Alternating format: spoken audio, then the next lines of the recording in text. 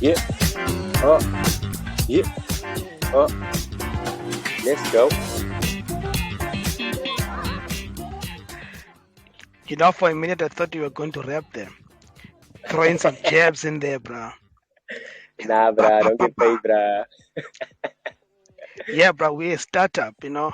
I think KFC and what's that other place again? Mr. D. Hey, Mr. D. Yeah. Shout out to Mr. D, man. Yeah, we're a startup, guys. Please, man. Just throw something in there so we can throw your name out there as well. Absolutely. Absolutely. We're the young guys. We're taking over the podcast space. Oh, yeah, bro. Welcome to it. Episode 5, man. Can't believe it this far already. Episode 5, bruh. We just stay at it, bruh. We consistent like that. Yeah. How you doing though? I'm good, bruh. Just a little bit tired, bruh. I was watching the rugby last night, so I was up late, man, bro. Oh, how was it? It was a nail biter, XA. Didn't you watch it? No, I didn't watch the rugby. Oh, bruh. It was a great game, bruh. It was a great game. It was a nail biter. So Oh, South okay. Africa won 29-28, 29, but it was like 28. lit 29-28, Oh, bruh. that's so And close. France, it's freak close. France came us from the kickoff, bruh. Yeah. So they like scored within the first 5 minutes of the game, and they went Oh, super hard, man, bro. wow. Yeah, So bruh. was So it like a yeah. so was it like a total like knockout from the word go? France at us, or was it a balanced game? They just got lucky that they scored that early. Nah, bruh, it was a very tough game. It could go either way, man, bro. It could really go either Okay, way. from the word But go. we, from the word go, bruh, like they had us on the ropes, man, bro. Oh So shit. we maintained our discipline. We didn't give away too many fouls, and I think that's why we were able to come from behind. But it was a tough game. So they had the lead on us, and then we basically had to come from behind, bruh, to like get the W. But the boys did it, man, bro. And Nice, man. it felt like the ref was like totally against us in that game, man, bro. It was like ridiculous. Oh, why? Yeah, Because because the of yeah? the ref New Was it Zealand, too many fouls and stuff? nah, it's just like stuff that is supposed to go our way, he would give to them, and stuff that would supposed to count against him, he wouldn't blow for those things, man. And so it was becoming like very Oh, obvious in the game. But the ref, like I found out, the ref is New Zealand, and you must know that New Zealand and South Africa have a rivalry, you see. yeah. So I think that, this is my conspiracy theory, but I think that might have had something to do with of why they came. But isn't it funny that all the time, if we are on the losing end, the ref always has to do something or make a decision that is somewhat against you, and you cannot help but feel that the ref is just unfair. I've noticed that all the Bro, time, but like in any sport, bro. nah, I watch a lot of soccer, no, but I watch like the Premier League soccer. Yeah. And I do feel like that sometimes. I do feel salty, like I think the ref could have, done some things. But in this Yeah. game, bro, it was too obvious for us. It was like, oh, nah, this ref, bro, he had the change, bro. Like the linesmen also, bro, they don't call stuff like it was, but it was a nice game. It was really like a pulsating game. Like you like towards the final minutes, you were standing, but I couldn't sit down and you was in your chest. Wow. What time was it? It started at 9, so it finished like at 11 o'clock that time. Oh shit. Yeah, so Right. it's quite late. I bet a lot of people didn't go to work today, or if they did, they were very hungover. Facts, but I know a few colleagues of mine were telling me that they were feeling liquor tired and hungover because of the game. Because of the game, eh? Yeah, bro. That's part No, of the culture, man, bro. yeah, of course, bro. That is so true. No, man, all the best to the Bokke. Hopefully this was the semi-final or quarterfinals? Is it the first you get the semis and then the quarters? No, it's the quarter first. Yeah, then it's the quarters, and then the semi, the Okay. final. I So always they get still confused going with to that. the. No, bro, you like those people, when you call a call center and they say your thing will be done within the next 7 to 5 working days. Like 7 to 5. Like, really? Isn't it 5 to 7? Facts, but that's a very accurate one.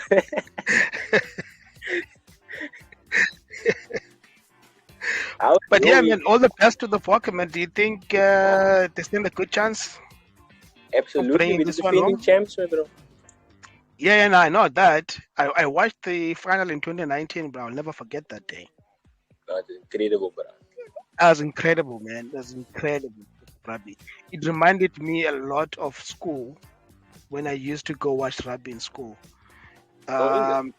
Yeah, the vibe, the spirit, and it is Yes, my just bro. nice, man. It's just, I don't know. It just did this thing to me that I just felt like I was in the stadium and I was like within the guys and I was just cheering them up. It was just so cool. It's like you can feel the energy and the buzz around, Yeah. and you can see what your energy does to the team. Like especially when they respond, like to, you're cheering and stuff like that. It's just like a great True. feeling, like a great interaction. That is so true, bro. Every time I watch the Springboks, there is something that I always do, which is wrong. I should stop doing it. But I always do it. I can't help myself. And that is, I always think, why can't Bafana be the same as Springboks? But I It's bet wrong, bro. It's wrong. I should It's not wrong. do that. But it's facts, but I bet you 99% of the country feels that way, bro. It is wrong, bro. It is wrong, bro. It's wrong, though, yeah. Because I always feel like, Bafana is like that little child, man, that naughty child that no one wants to tell them that, listen, stop this shit. Stop what you're doing. Just, you need to do what the other kids are doing. We can't keep babysitting you all the time. Facts, bro. But one thing I can say, South Africa soccer has improved a lot, like in terms of the Premier League soccer and like the players getting scouted overseas. So eventually Yeah. that's gonna come good, like for the team, having a lot of international players playing overseas in Europe. So when it comes to the World Cup, our players should be able to at least compete with at least look good. Because we look terrible. We don't even make the World Cup, if it's not in South Africa. Yeah. I think it's politics. I could be wrong. I think it could be what you're saying, or it could be the infiltration of politics into South African soccer. Because if you look at the Springboks, they try to infiltrate politics into the Springboks, but they failed because they try to come up with this whole quota system thing that, hey, we need more black people here, we need more colored people here, but it didn't work. It's like no one cares. Like, we're just here to play. We don't care about quota stuff. But so I think, in my opinion, that I think politics couldn't infiltrate into rugby, and that is the reason why the sport is so successful. But if you look at soccer, everything in soccer is politicized, but everything is controlled by politicians. If you look in terms of SAFA as a whole, is full of politicians. The people that run football in South Africa are politicians. So, and you know what those guys are, bro. Like, those guys, you can't trust those guys. The mob, bro. They are the mob. It's the mob, bro. It's the mafia. But anyway, how's my connection on your side? It's perfect. It's perfect. Oh, okay. Because I see I'm on the wrong Wi-Fi, and so I'm just making sure if it's not like the sound quality is good and like that. Oh no, bro. It's perfect, bro. Oh, nice, excellent. How was your weekend, bro? What did you get up to? My weekend, man, it was hot. So I was trying to, do some work. I was trying to sort out some few stuff in the house. Oh, bro. Yeah, and it was so hot, man. So that never-ending list, bro. Yeah. So I mean, we really didn't do anything much in terms of going outside of the house and going out because it was so hot, man. It was such a lazy weekend, and I couldn't fix the stuff that I needed to fix because of that. And I thought I was going to braai, but then I realized that my braai stand is broken. Oh, snap, bro. Yo, So that's the yeah, worst. that's the worst, bro. That's the worst. But I bought myself a few beers, checkers at a castle like a special. Liquor. They were selling 3 6 packs for 165. So Okay. I bought myself that, and yeah, bro, I drank those. I drank 1 6 pack on Saturday. I drank 2 6 packs on Saturday, actually. Oh, nice, bro. Some more Yeah, so liquor. I was like a nice, yeah. I was like yeah. How about yours? Mine was chill, bro. I think it fried on Friday, actually. Um, Nice. and then Saturday, It was I was such a just like bright chilling. weekend. Yeah, it was one of those weekends for Yeah, frying, guys. And then, like, it fried enough for the Saturdays and just we had food for the Saturday. yeah. That's the And nice so I was thing just like, about braai, man. You always it's have always better the food next for day. the yeah, yes, or much better, especially with garlic bread. If you want garlic bread and Oh, chakalaka, it's like the next day, and um, sausage the next day is like the best meat you could have, and lamb. yeah. Tender the Yeah, next day, bro. It's yeah, bro. nice. Yeah. What else did you What? do? Nah, that's all, bro. I was just chilling, bro. I was basically just relaxing, and then it was Did you have people that I. over? Nah, I didn't have people over. Didn't have people over. Okay, Just the people in the house. Just a cool, little man. Is vibe, the bro. family What you family say? good? Nah, they're Is the good, family bro. good? They're good. Nah, they're good, bro. No Nice, complaints inside, bro. We're chilling, bro. nice, bro. Your side? Yeah, bro, no, all Gucci, man. You know, talking about family and food, it just, I was speaking to my wife, Uh-huh. just some time today, and I was asking her, what, do you think that when people say I grew up poor, or rather, when people say I grew up poor, when do you think they realize, at what point in their lives do they realize that, oh shit, I was poor? Because Mm, like I grew up in an environment where it was just shacks. Like okay. there was no brick and mortar at all. It was just shacks, and I All don't around you. recall.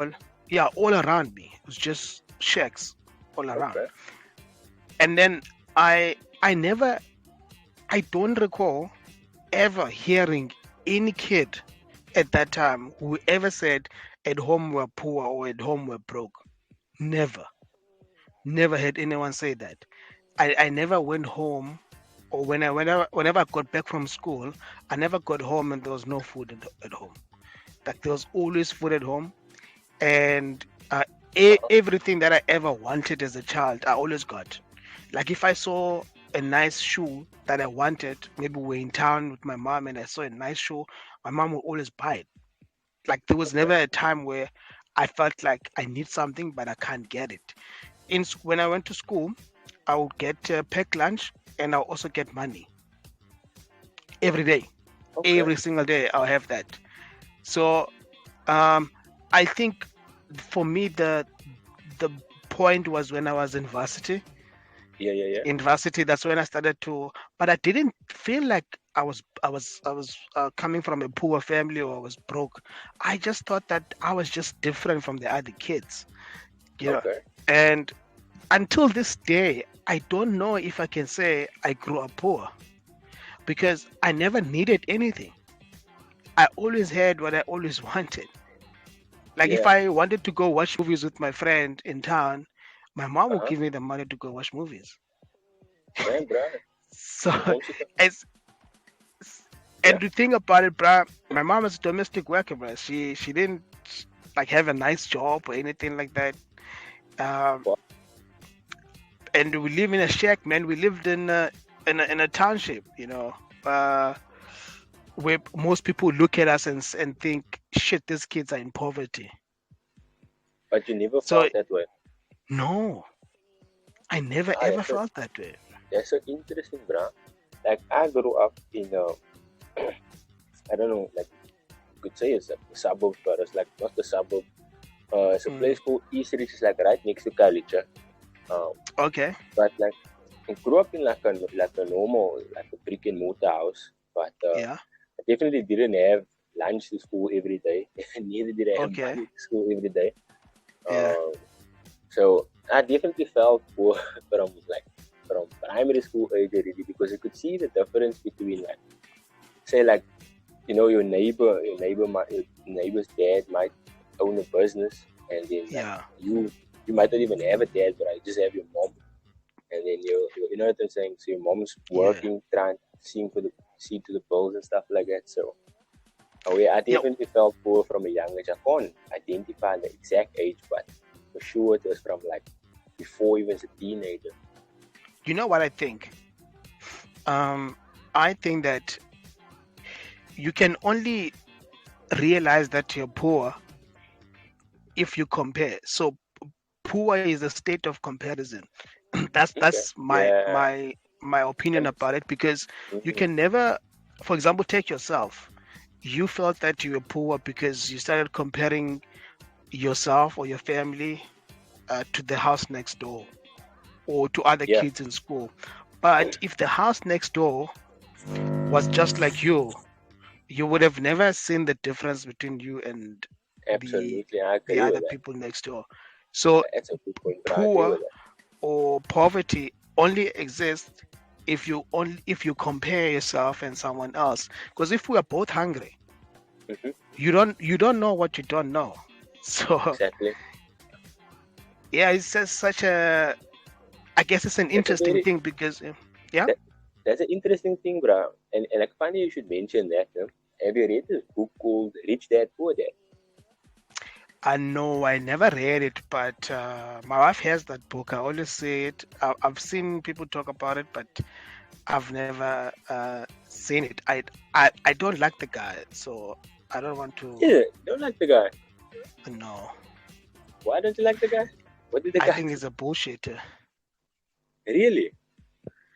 Yeah, he just gives me that vibe. What have you said? Like, is there anything specific that you said?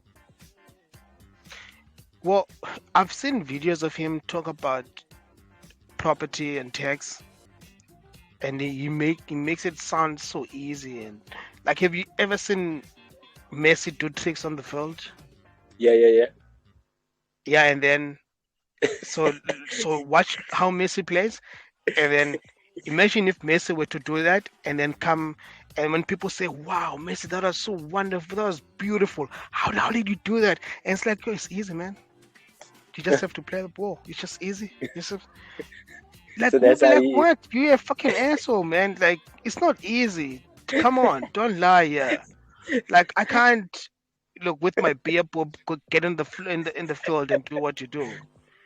So the guy comes out and makes these videos and makes it seem like, no, you just buy a building, put your money in there, use Mm-hmm, debt. And mm-hmm. I'm like, dude, no. I He agree, makes bruh. it sound easy, but it's not easy, He right? says And like, we're not all uh, entrepreneurs, bro. We can't all be business people. Some of us just have to have 9 to 5, and there's nothing wrong with having a 9 to 5. And earn your absolutely. salary, go home, spend time with your family, buy yourself a house, buy a car, have a child. There's nothing wrong with that. Just playing correctly. But I saw an interview of him now recently. Like that's why I Yeah. mentioned that both of Uh-huh. so he was doing an interview with this guy, but this guy was from Romania. So this guy was Okay. saying like, what do you do like if you just like um, you grow up in like a poverty state and you have to get a job. You have no other choice. Like, what do you do? And then Yeah. like he tells this guy like, what do they teach you? Go to school, get a job, pay your taxes, save your money. So it's like, yeah, but like it's like be nice now. This guy that wrote, what's his name? Robert Q. What's his name? Yeah, Robert. Yeah. Something, There's a funny last Yeah. name. So he says to the Yeah. guy like, question it, like question it. Nah, I do agree with the fact that you have to question like why you have to conform to the system, but like I mean, there's still advice that you can give somebody that's within the system on how to, better your better handle your money. It can't just, like you saying now, be like make a loan and then invest it in a property. Because what if you come out of like circumstances where you don't have, like say you don't have a good like a family, or you never like you had to work, but you always had like debt because you had to look after your family. Like black tax, Yeah, like how all of us grow up. exactly. You can't, Or you can't you have actually bad say credit, you can't afford a loan. Then exactly. what? Or you work, like for instance, like you work on the construction, or you work as a domestic, so you're off the books. You don't really have a bank slip, a pay slip, and this is Yeah, just the circumstances you grew up in. Like, so his advice, like, I agree, bruh, it doesn't really make sense if you it's it's more for the people that's in an environment, or find themselves in a situation where they can do this thing. They yeah. are able to, but it doesn't speak to like the average person like you and I. So I agree No, with you, Brad.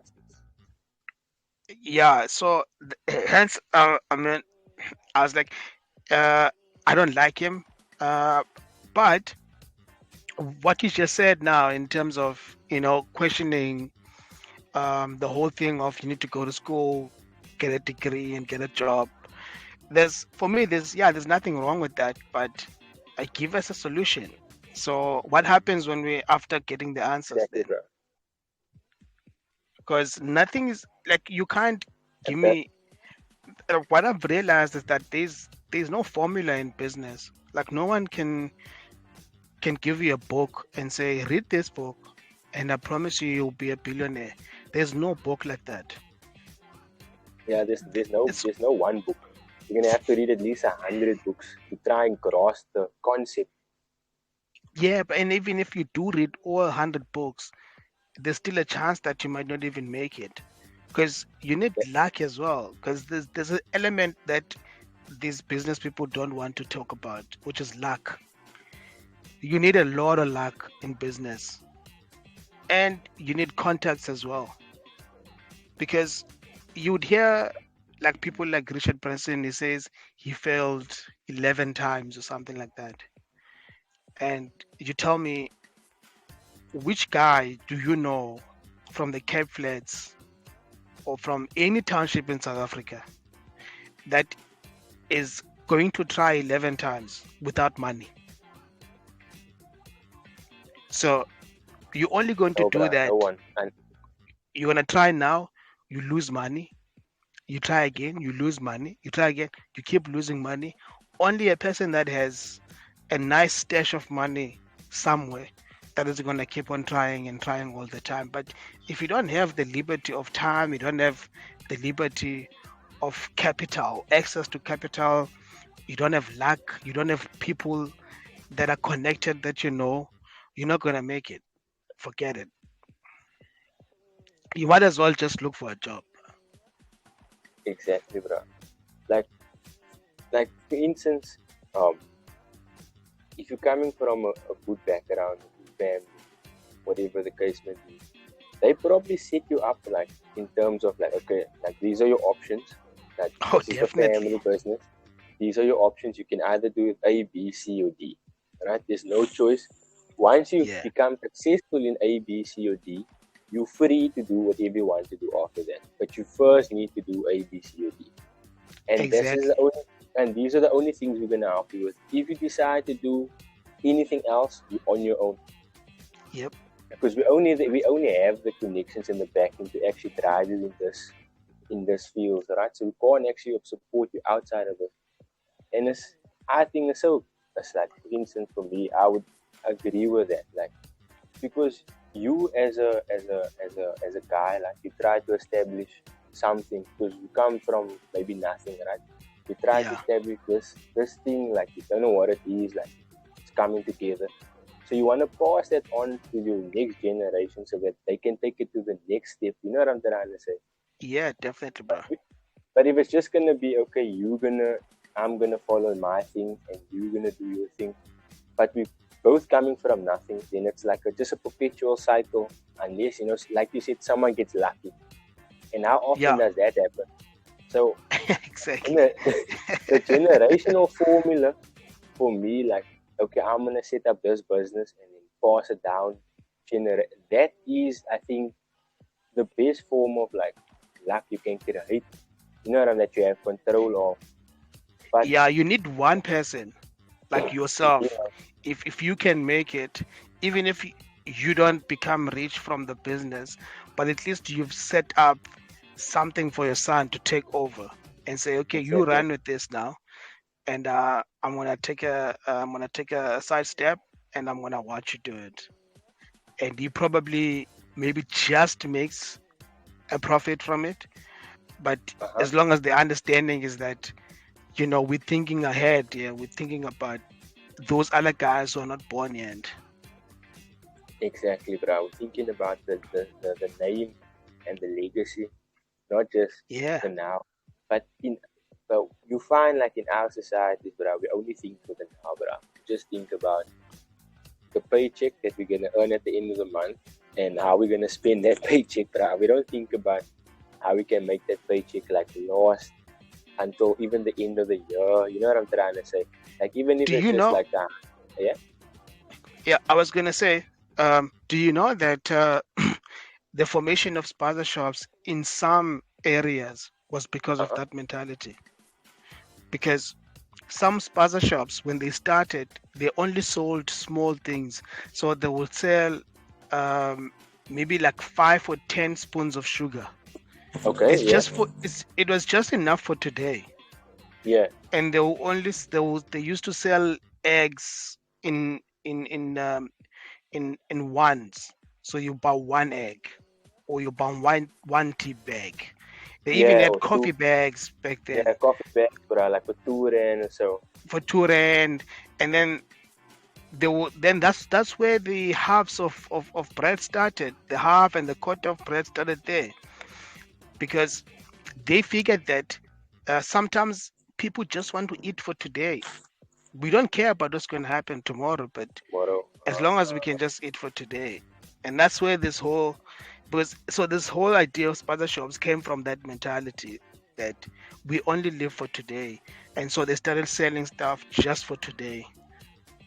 That's So you're gonna crazy, buy bro. one egg and then buy 3 slices of bread, buy one tea bag, and then you have yourself tea, one egg, 3 slices of bread, and you go to You bed. sorted. You sorted. What more do you want? That's crazy, bro. So that basically just like helped to boost the cycle of that whole living for the now or for the next paycheck type thing. And also like Yeah, what you find now that you mention it, another thing that you also find is like wherever you go, there's always someone that's selling you something until the end of the month, bro. yeah, everywhere. You find like at work or even at home, like you find like the strangest things, bro. It could be like clothes, it could be like a lamp, even like chips, bro, like pop or something. But they'll sell you that Biltong. and bolt on. They'll sell you that until the end of the month, bro. And then you'll find by the time the end of the month come, bro, like you've been buying stuff along the way that all your money just went to pay those things back. And in the next month, Yeah, you just do the same thing because you just like repeat the cycle. And then like exactly. you just run into this 1 month, that 1 month where you just take a bit too much. You didn't Yeah, budget for it. And then now you have to take out a loan.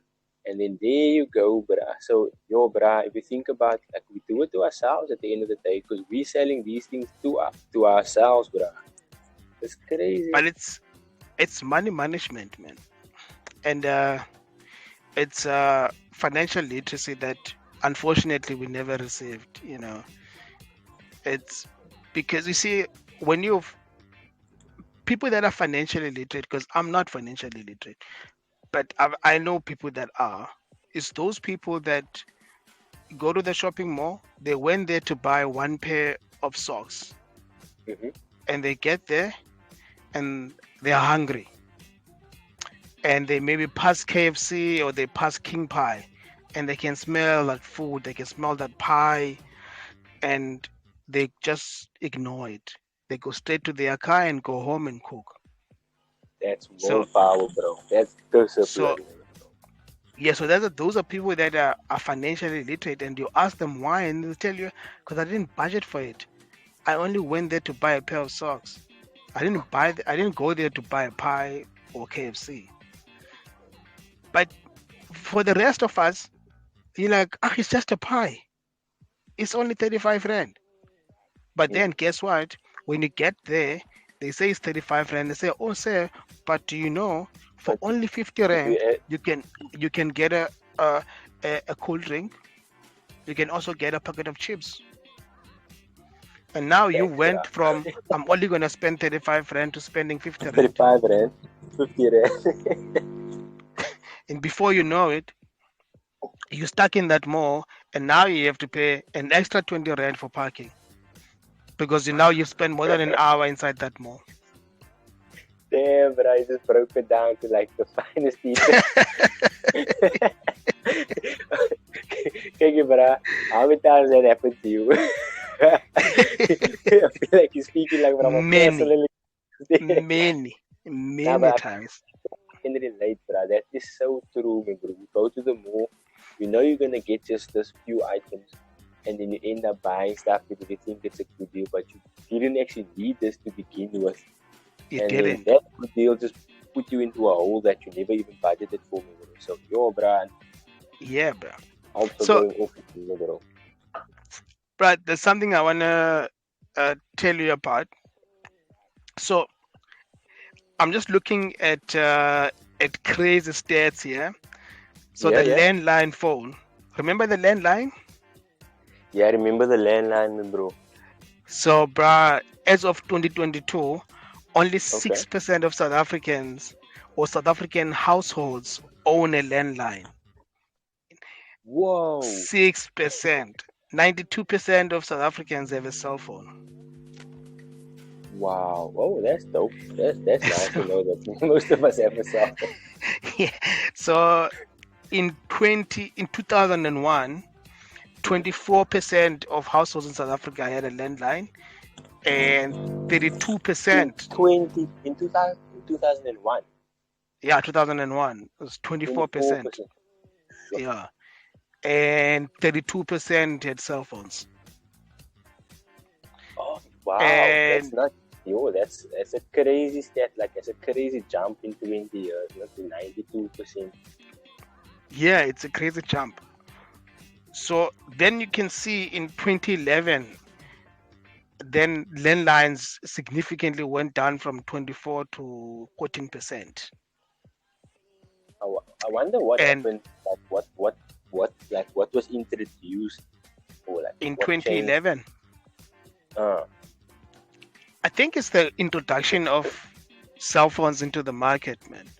Like, there's so many cell phones now. Like, so many companies are selling cell phones, and it's so easy to get a cell phone, and it's cheap as well. When did VoIP? VoIP. When did that become available? What's that?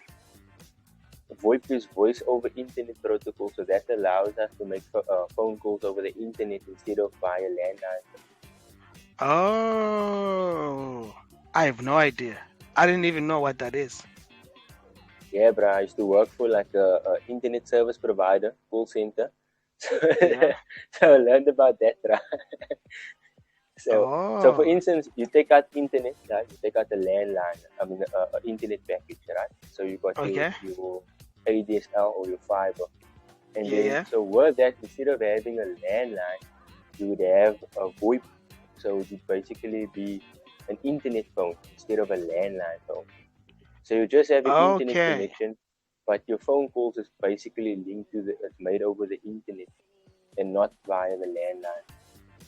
Oh, talking about internet though, only there's about 21% of South Africans who have no access to internet. So, which means that there's 21% have no access to internet. Oh, I thought you said they have access to internet. I was going to be like, that don't sound right. No, with no access to internet. So it's 1 in 5 households.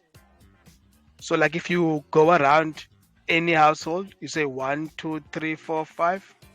At least one of them doesn't have internet.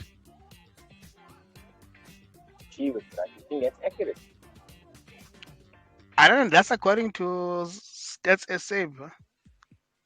I think maybe okay that I think obviously like if you break down the averages, that maybe there's like villages and dorpies that don't have that Yeah, much of course. internet, so that probably adds to it. So yeah, that could make sense. That's an interesting stat though, no? Like the big. So when did the jump happen? Like when did that increase happen? Like, because I remember when I was young, my bro, internet was like that was like you heard someone at internet, you knew that person had like money or something. Yeah. I don't know when the jump in internet happened, but when it comes to cell phones, it's 2011 because it went from 32% to 89% in 2011, and then to 92% in 2022. Oh, so that correlates with that stat with the phones, no? So it definitely was maybe Yeah. the rise in cell phones. Yeah, probably because of the cell phones, yeah. But then even though like 92% of people have phones, I mean 92% of households have a phone, but there's still a good number of people that have no access to internet. Yeah, but So that is expensive, bro. yeah, data is expensive. Um, so you're more likely to have a TV at home, or if you go into a house, you're more likely to see a TV than see a landline phone. That makes sense, bro. Everybody should have a TV. Yeah. So it's quite interesting stats, man. I'm trying to see what was like a popular phone back in 2000. Back in the day. But during that period. Oh, like during which period? 2011. Oh, 2011. Yeah, so they're saying like the popular phones from back then was the iPhone 4S. Oh, iPhone 4S. The Motorola Razr. Yeah. And then the Ericsson Xperia Play. Okay. And then it was the Galaxy S2. Wow, so that Galaxy S2. It's now S22, bruh. So that was like S23. I think it's S23 now, no? I have no idea. Then there was the HTC. You remember the HTC phones, bro? HTC, I remember HTC, bro. Quietly brilliant. I used to love HTC, man. Is it? And then I used to love HTC. And the Google Nexus. Oh yeah, I remember the Google Nexus. Okay, so that's probably when that phone was released. That was a good year for phones, but those were all dope phones. Yeah, those are nice phones. I wonder whatever happened to HTC, man. It seems like they just went quiet. They were too quiet because I don't know if I can say it's Android that maybe pushed them to the side, but I just feel like they were too quiet, man. they didn't make a lot of noise. That's true. Yeah, I don't know, but I think maybe it had to do with marketing. Yeah?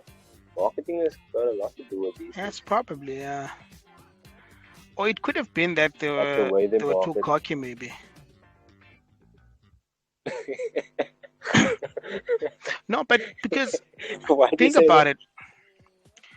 No, because you see, if you have a good product, some people tend to say the product is gonna sell itself.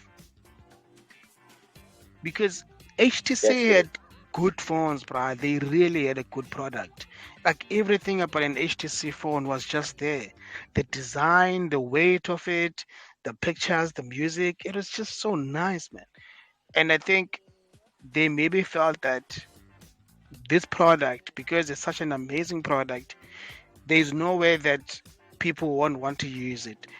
The only thing you have to do with an HTC, you just have to use it, and you'll fall in love with it. That's it. I remember those phones used to have like features that you wouldn't find on any other phone. Huh? Yeah, it is such a cool phone. But I think not many people remember an HTC. Like, if you were to go around, ask 100 people in Cape Town and say, what is your recollection of an HTC phone? They will never tell you. Probably maybe half of those people might remember, but the other half probably won't remember. There has to be I think like 30 plus crowd, no?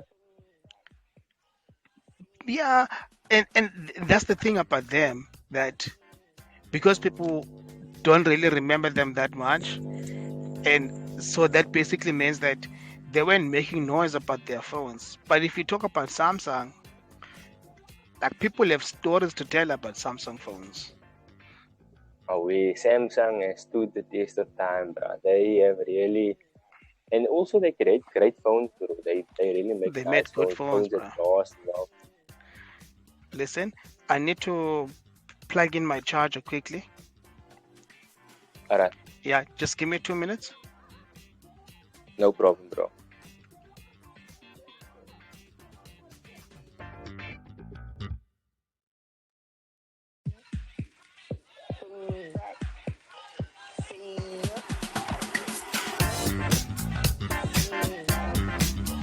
Oh.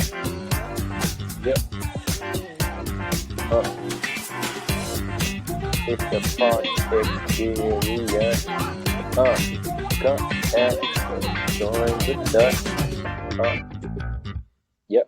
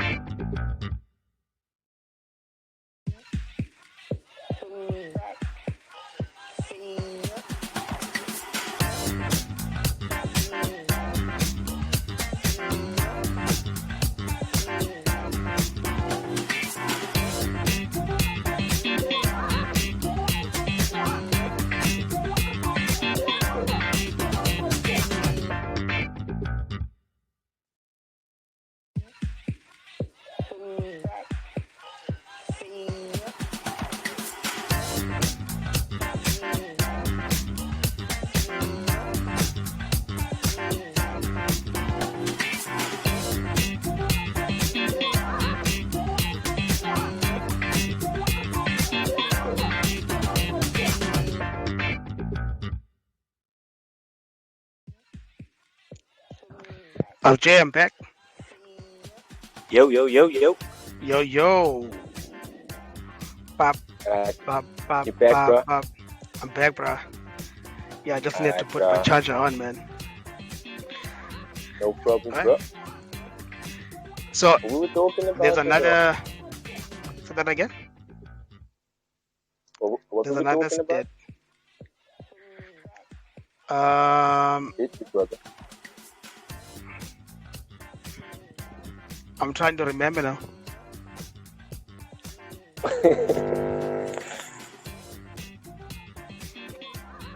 Okay, I can't remember now.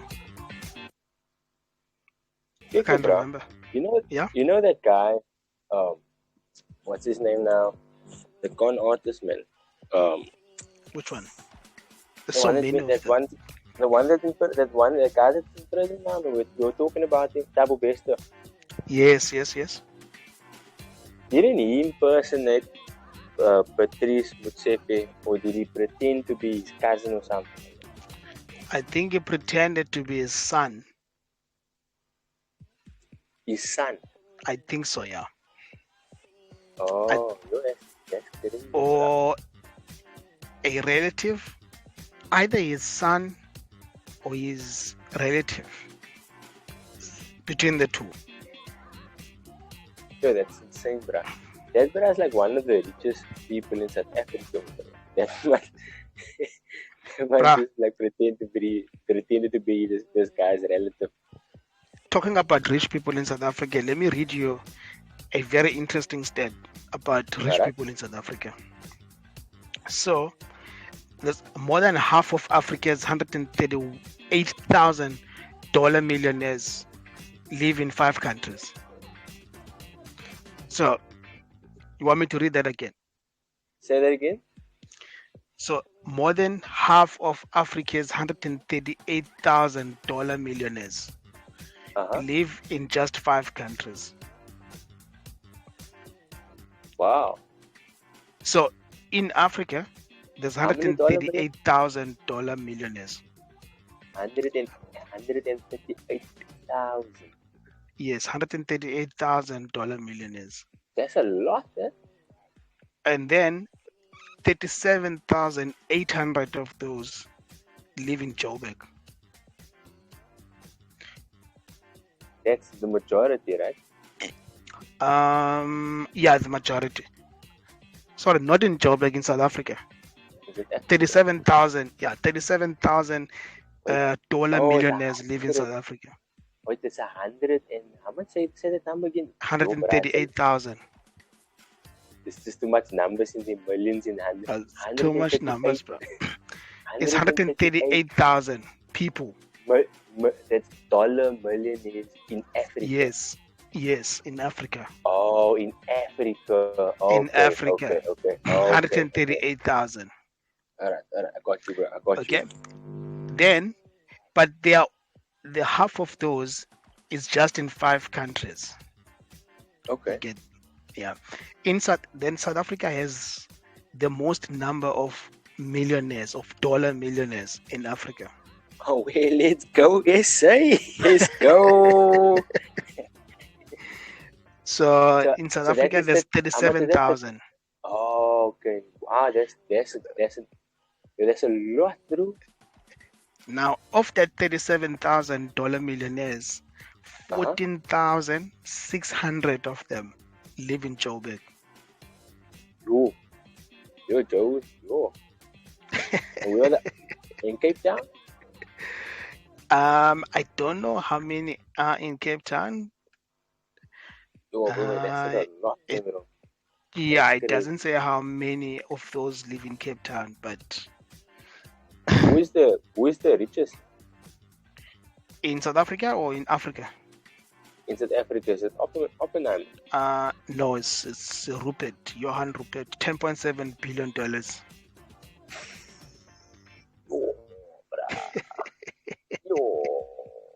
Yo, what does that man do? Bruh, I think it's this group of companies, man. But I don't think that's cash, man.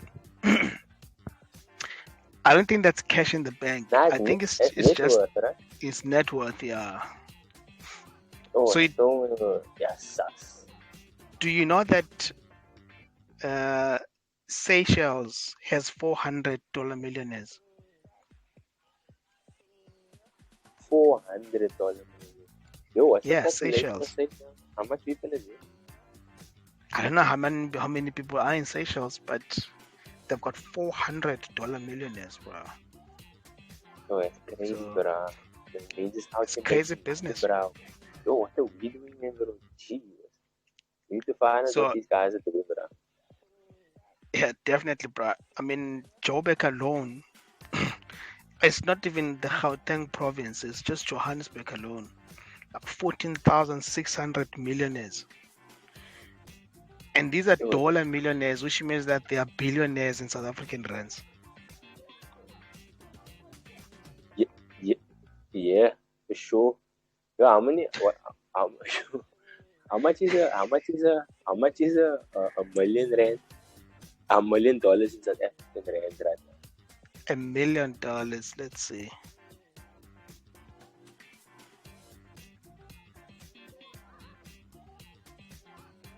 Right, stats is nuts, man. So trying to wrap my mind around the numbers. Oh shit! What number is this now?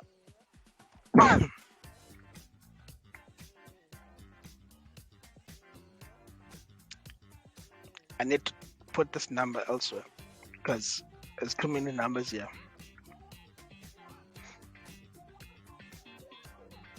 Shit. 18,700,000. Yeah, it's 18 million. Oh, Yo, Yeah, bruh. because a dollar is 18 rand. So yeah, it's 18 million. Oh, that's crazy, bruh. 1 million rand in $1 million. Just like move to South Africa, you're right now, bro. Serious. Yeah, but I don't think that they're talking about people that have 18 million rand here.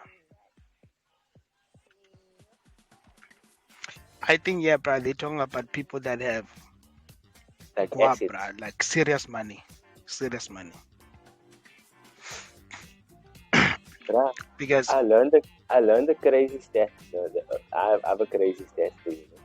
You know yeah, that like a lot of the buildings, like tall buildings, no, and like yeah, skyscrapers, like in America, no, like mm, 80% of those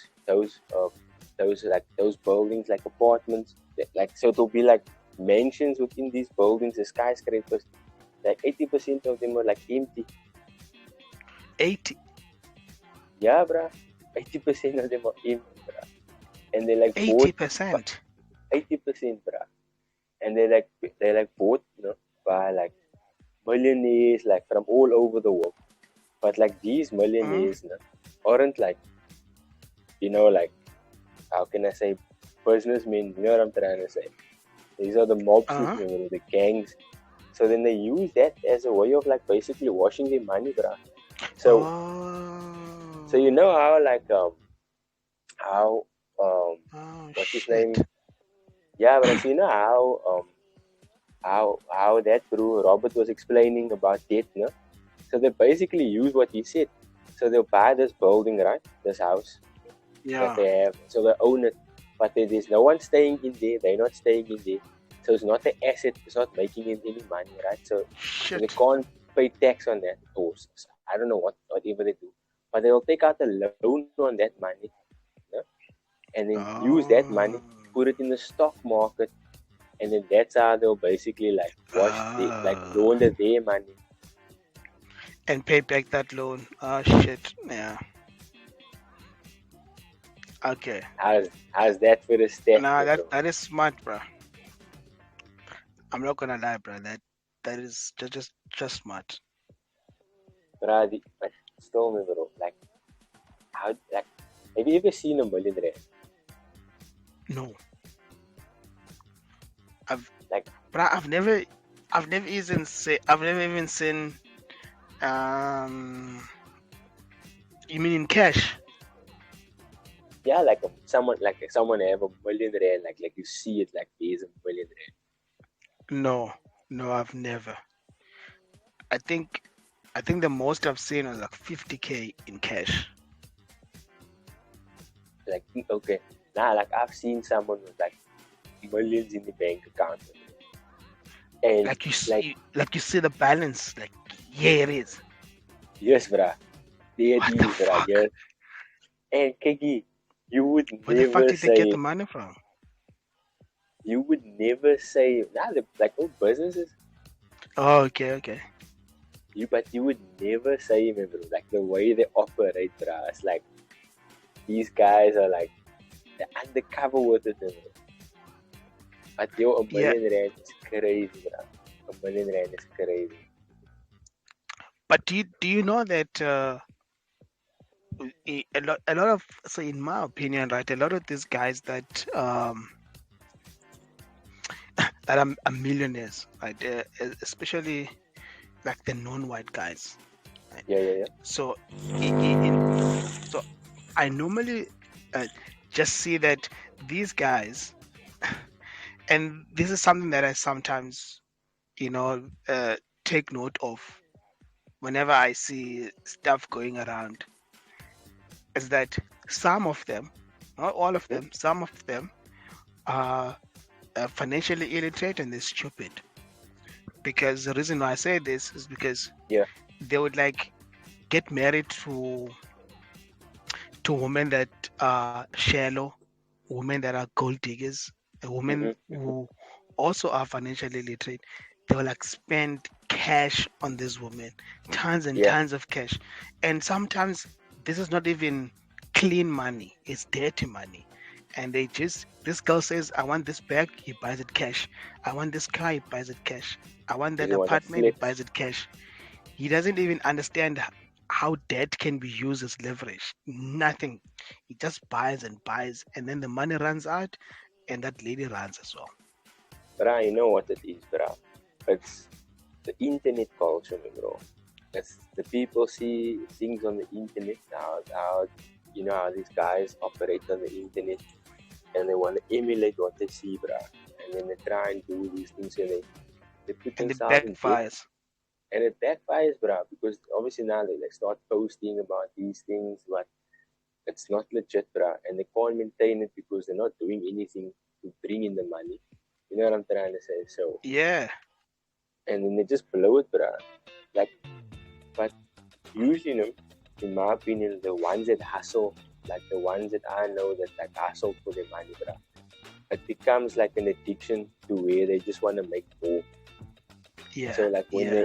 they hit that first game, like all of them tell me like once they made that first million, You it can't just like stop. it becomes an addiction. It's no longer about like having money, because now you have money, you sorted, you know, you have a way of making money. So you know what I'm trying to say, your family sorted, you sorted, maybe your Yeah. house is paid off, you have a car. So now it just becomes like a game, like who can, or how much money can you make, you know, during your time. Yeah. So it becomes like sort of like an obsession, in other words, bro. And it no longer Yeah. becomes like just a living. Yeah. No, I understand, bro. And because I see a lot of people, a lot of rich people, uh, trying to make more money, trying to spend, or trying to open more businesses, and they use nice words about when they talk about it. They say you have to diversify your income. Passive income. Yeah, passive income and have multiple incomes. But the truth is, uh, a lot of these guys already have enough money to last them maybe a lifetime. So they don't need to Exactly. diversify anything. They don't need any extra income. They're already making guap. They're fine. I But think these I things are think just that's selfish, bro. They just don't have a life, man. Because they spend their, like, I think about it, you spend your whole life trying to make money, and then at the end of the day, that's all you know. You know what I mean? That's all you know how to yeah, do. You don't know how to do anything else. You can't stop, bro. Even if you want to stop, you just can't stop, bro.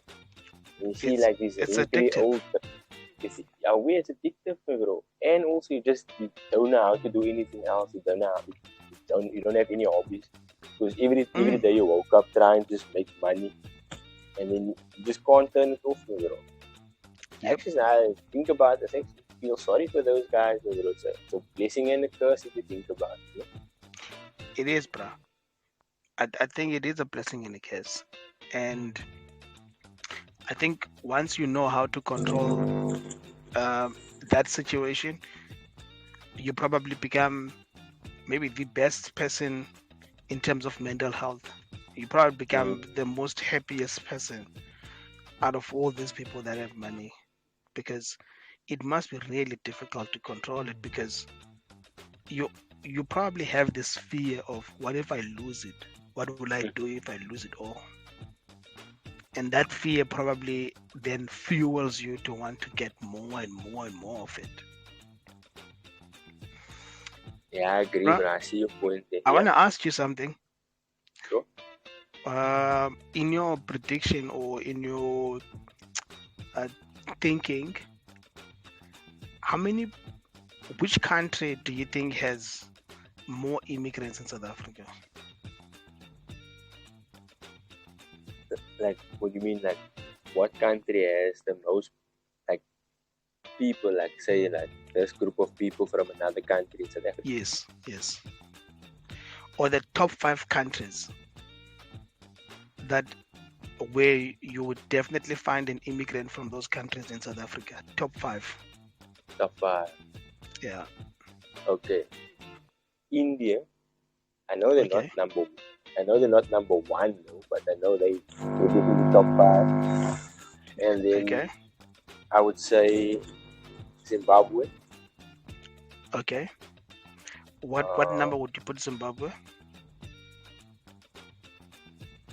I would say maybe number 1. Okay. And then think about it.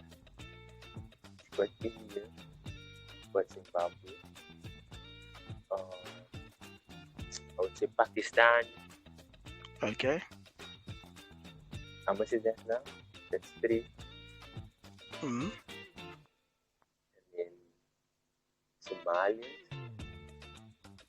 Okay. And then I would say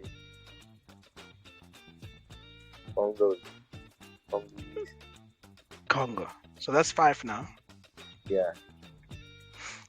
Okay, yeah, so you were right about a few. So yeah, they are in the. So at number 1 is Zimbabwe. 1 million people. Oh yeah. Damn. Yo. Yeah, so there's 1 million Zimbabweans in South Africa. As of 2022, 1 million. Damn. Whoa. Yeah. Then, so it's just over 1 million people from Zim. And then, so from 2011 till 2022, there's a 51% increase. So in 2011, it was just under 500,000. And then over 1 million now. And then the number of people from Malawi and Ethiopia has doubled. Yes. I forgot about Malawi. Yeah. Yeah, that makes sense. All right. Yeah. So then people from other countries, for example, the UK, Namibia, India, Nigeria, and Zambia, the number of those people in South Africa is actually decreased. Okay. Yeah. So there's less and less Nigerians and less Zambians and less English people in South Africa. So the 5 countries, it's Zimbabwe, Mozambique, Lesotho, Malawi, UK. Okay. Yeah. So those are that's the top 5 in South Africa. That makes sense, but UK is an interesting one. Yeah. There's a lot of people that I remember during COVID, they said that there were about 500 people that travel to the UK every single day in South Africa, from South Africa to the UK every day and back. That's a lot. That's a lot, yeah. Every day, yeah. I remember during COVID, I saw that during COVID. Was that during COVID that was happening? No. I'm saying I saw the stats during COVID. Oh, I see. Yeah. There was something on the news about them. I think some of these people couldn't travel. I think that's how I saw about that. Yeah. Oh, that's how that stat came up. Oh, that makes sense. Yeah. That makes sense. Yeah. So another thing that's interesting about this is that half of those immigrants live in Gauteng. Easy. And yeah, and 16% of them live in the Western Cape. Oh, so wow. So like 50% of, and it's in total there's 2.4 million immigrants in South Africa, which is 4% of the population. Yeah, that's a lot. That's not too bad though. It's not a lot. But yo, bruh, like in town in CBD, bruh, I feel like every other person is not from South Africa. It's possible, bruh, because like your Uber driver, like I've never had a South African Uber driver, bruh. You are the ones, bruh. And I've not like taken a lot of Uber, but never ever like had a South African, bruh. I'll be like highly like surprised, like, oh, the African people, nice. But not once. Yeah. I think it also depends on where you are and what time of the day. Because I know a lot of guys who are on Uber who are South Africans. But I get what you mean, that the majority is probably foreign people. Yeah, bro. These guys take all of the jobs that our guys don't want to do. They just come and take it Yeah, up, bro. Like I used to that's the work on key the word, bro. construction. Yeah, Then I say I used to work on the construction, bro, and we just like hire foreigners, bro, because we'd find like our own people that just didn't want to do the work, bro. They wouldn't be as efficient. yeah, and I think that's the key word there, bro. Is that it's all the jobs that South Africans don't want to do because if you have a driver's license, like it costs how much? 40 rand to get a learners to go and Yeah, buy the learners. It's about 40 rand. And then once you get it, it's what maybe 60 or 100 rand for maximum for a for a driver's driver's license. license. Yeah, Yeah. So and the lesson, how much is a lesson? 90 rand. 90 rand, yeah, I don't know. Yeah. near around. But I mean, you can even ask your friend. You don't even need to get a lesson. If you know a person that has a car that has a driver's license, they can teach you and say, Exactly. listen, this is how you do parking. This is how you do observations, and these K53 books also have stuff about observations there as well. So it could cost you less than 200 to get a driver's license, and then pay for a PDP, uh, which will also maybe cost you maybe what 100 rand for a PDP, and then I don't know how that much is that, 500. bro. Was that the professional driver's permit that allows you to drive Yeah, passengers, right? correct. Yeah. Okay. So there's a form that you need to give to your GP to complete. So if you maybe know a doctor somewhere, or you could go to a doctor and pay 500 to 300 for that so that they can fill out the form. So I was lucky because I know a lady who's a doctor. She filled that Yeah. thing for me for free. So she didn't charge Oh, me anything nice. for it. Yeah. Oh, nice, So bro. Yo, hook me up. so yeah, bro, I can. So now the thing is, my point is, you can get a driver's license with PDP for less than 1,000 rand. Right? So if you can just maybe try and figure out how you can get 1,000 rand, get yourself a driver's license and a PDP, you can get a car from Uber. There are companies that are linked with Uber that will give you a car. Yeah. You don't need to Oh, you okay. don't need to have good credit, you don't need to be employed, you don't need to have money. As long as you have a driver's license and Oh, you have damn. I you have didn't know it was that PDP, simple. it's that simple, bro. You have a driver's Sure. license, you have a PDP, and you've got a clear criminal record. That's it. Okay. Sheesh. That's it, Yo, bro. You that's get a car. They give you a car, bro, and they want 2.5 every week. Some want 2,000 every week. yo, Right? that's not So bad at all, bro. That's like it's that not is the bad, bro. price of you're just working for your car That's and it. for your sheesh, bro. And Some of I them were gonna wonder, say to you, yeah, yeah. No, no, no, go ahead. yeah. Say, so some of them will say, give us 2.5 every week. The only thing that you pay for is petrol. They pay for the tracker in the car, and they're also paying for the maintenance of the car. Wow, And that's they'll dope. say petrol is on you, so you give us just this 2.5 every week, and then after 3 years or after 4 years, the car is yours. Car's yours. Wow, that's dope.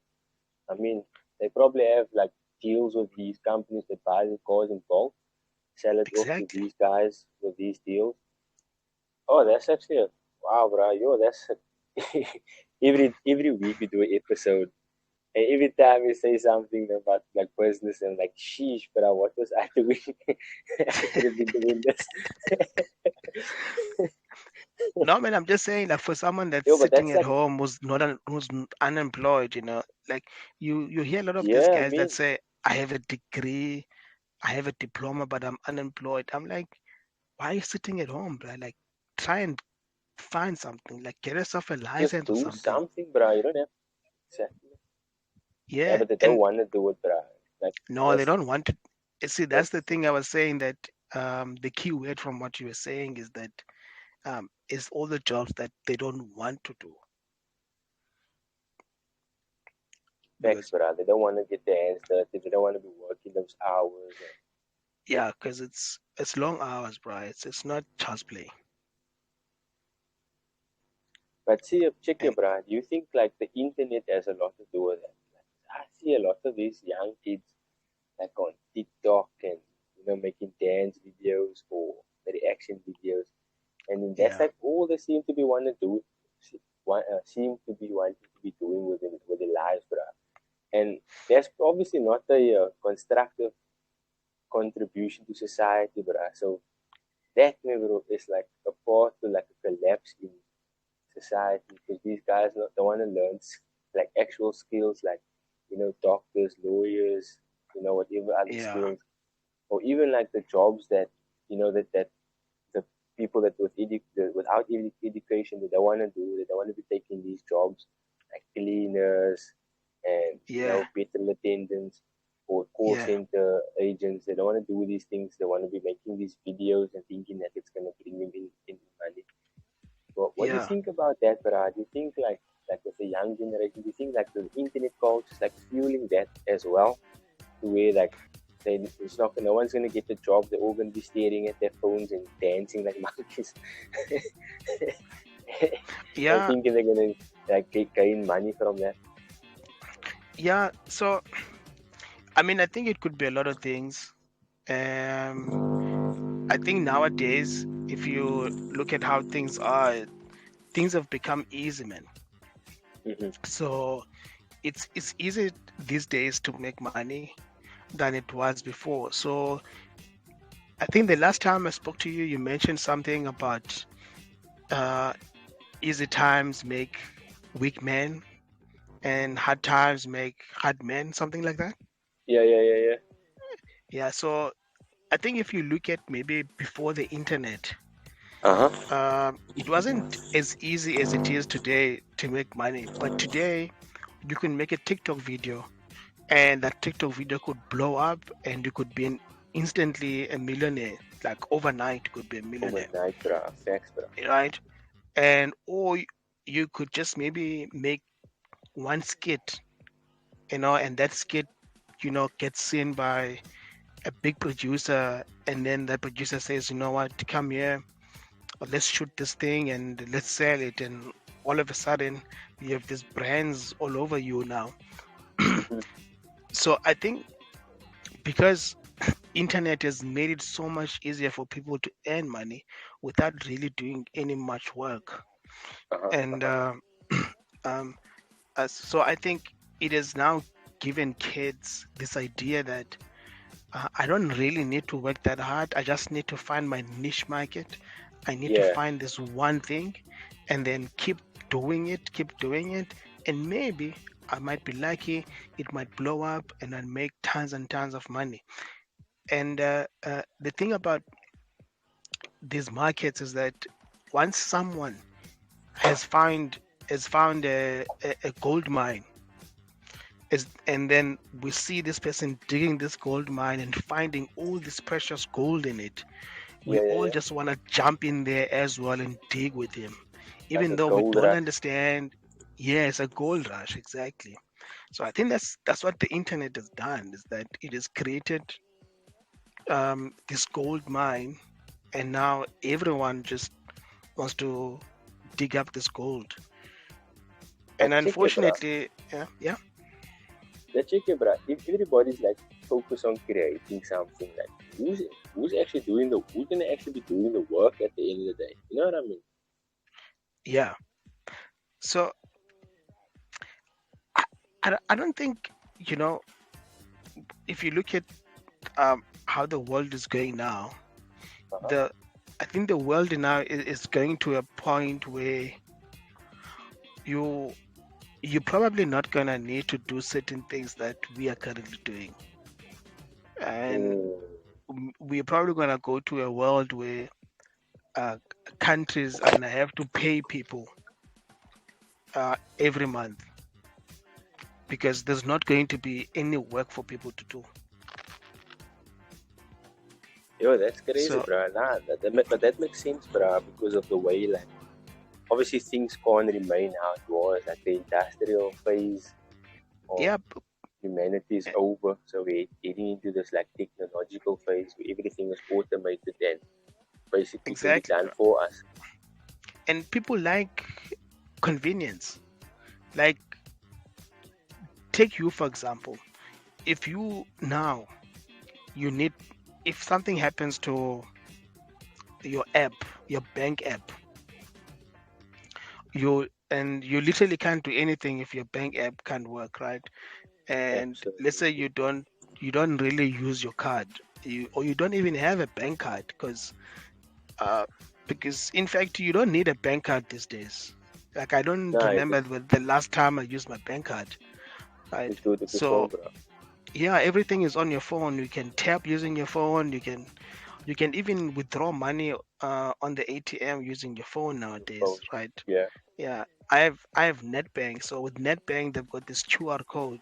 All you have to do is press in-app withdrawals on the ATM, and it brings up the QR code, and you scan the QR code, and you tap in the amount of money you want to withdraw. That's it. No card, nothing. So now, what happens if something goes wrong with your phone, and you call the call center and they say you must go to the branch? You don't want Oh, to go to snap. the branch, No way, bro. right? So why is it that people don't want to go to the branch? It's because there's queues there. There's a line. You have to stand in the line there. Yeah, So my point is that we hate standing in lines. We hate absolutely, bro. I anything hate that's lines. gonna use our time, bro. We're so impatient. That's so true, bro. That's absolutely true. But bro, if you're hungry, you drive to KFC, drive through, and you get there and there's a huge line there. You're gonna turn around. Facts, bro. You're gonna You're go gonna to Burger King, exactly, bro. You're gonna even if go you don't like somewhere. Burger King. Even if you don't like it, man, you're gonna go and get yourself that extra long chili cheese that tastes like urine, Tastes like cardboard, bro. just like cardboard. Yes. So that's the.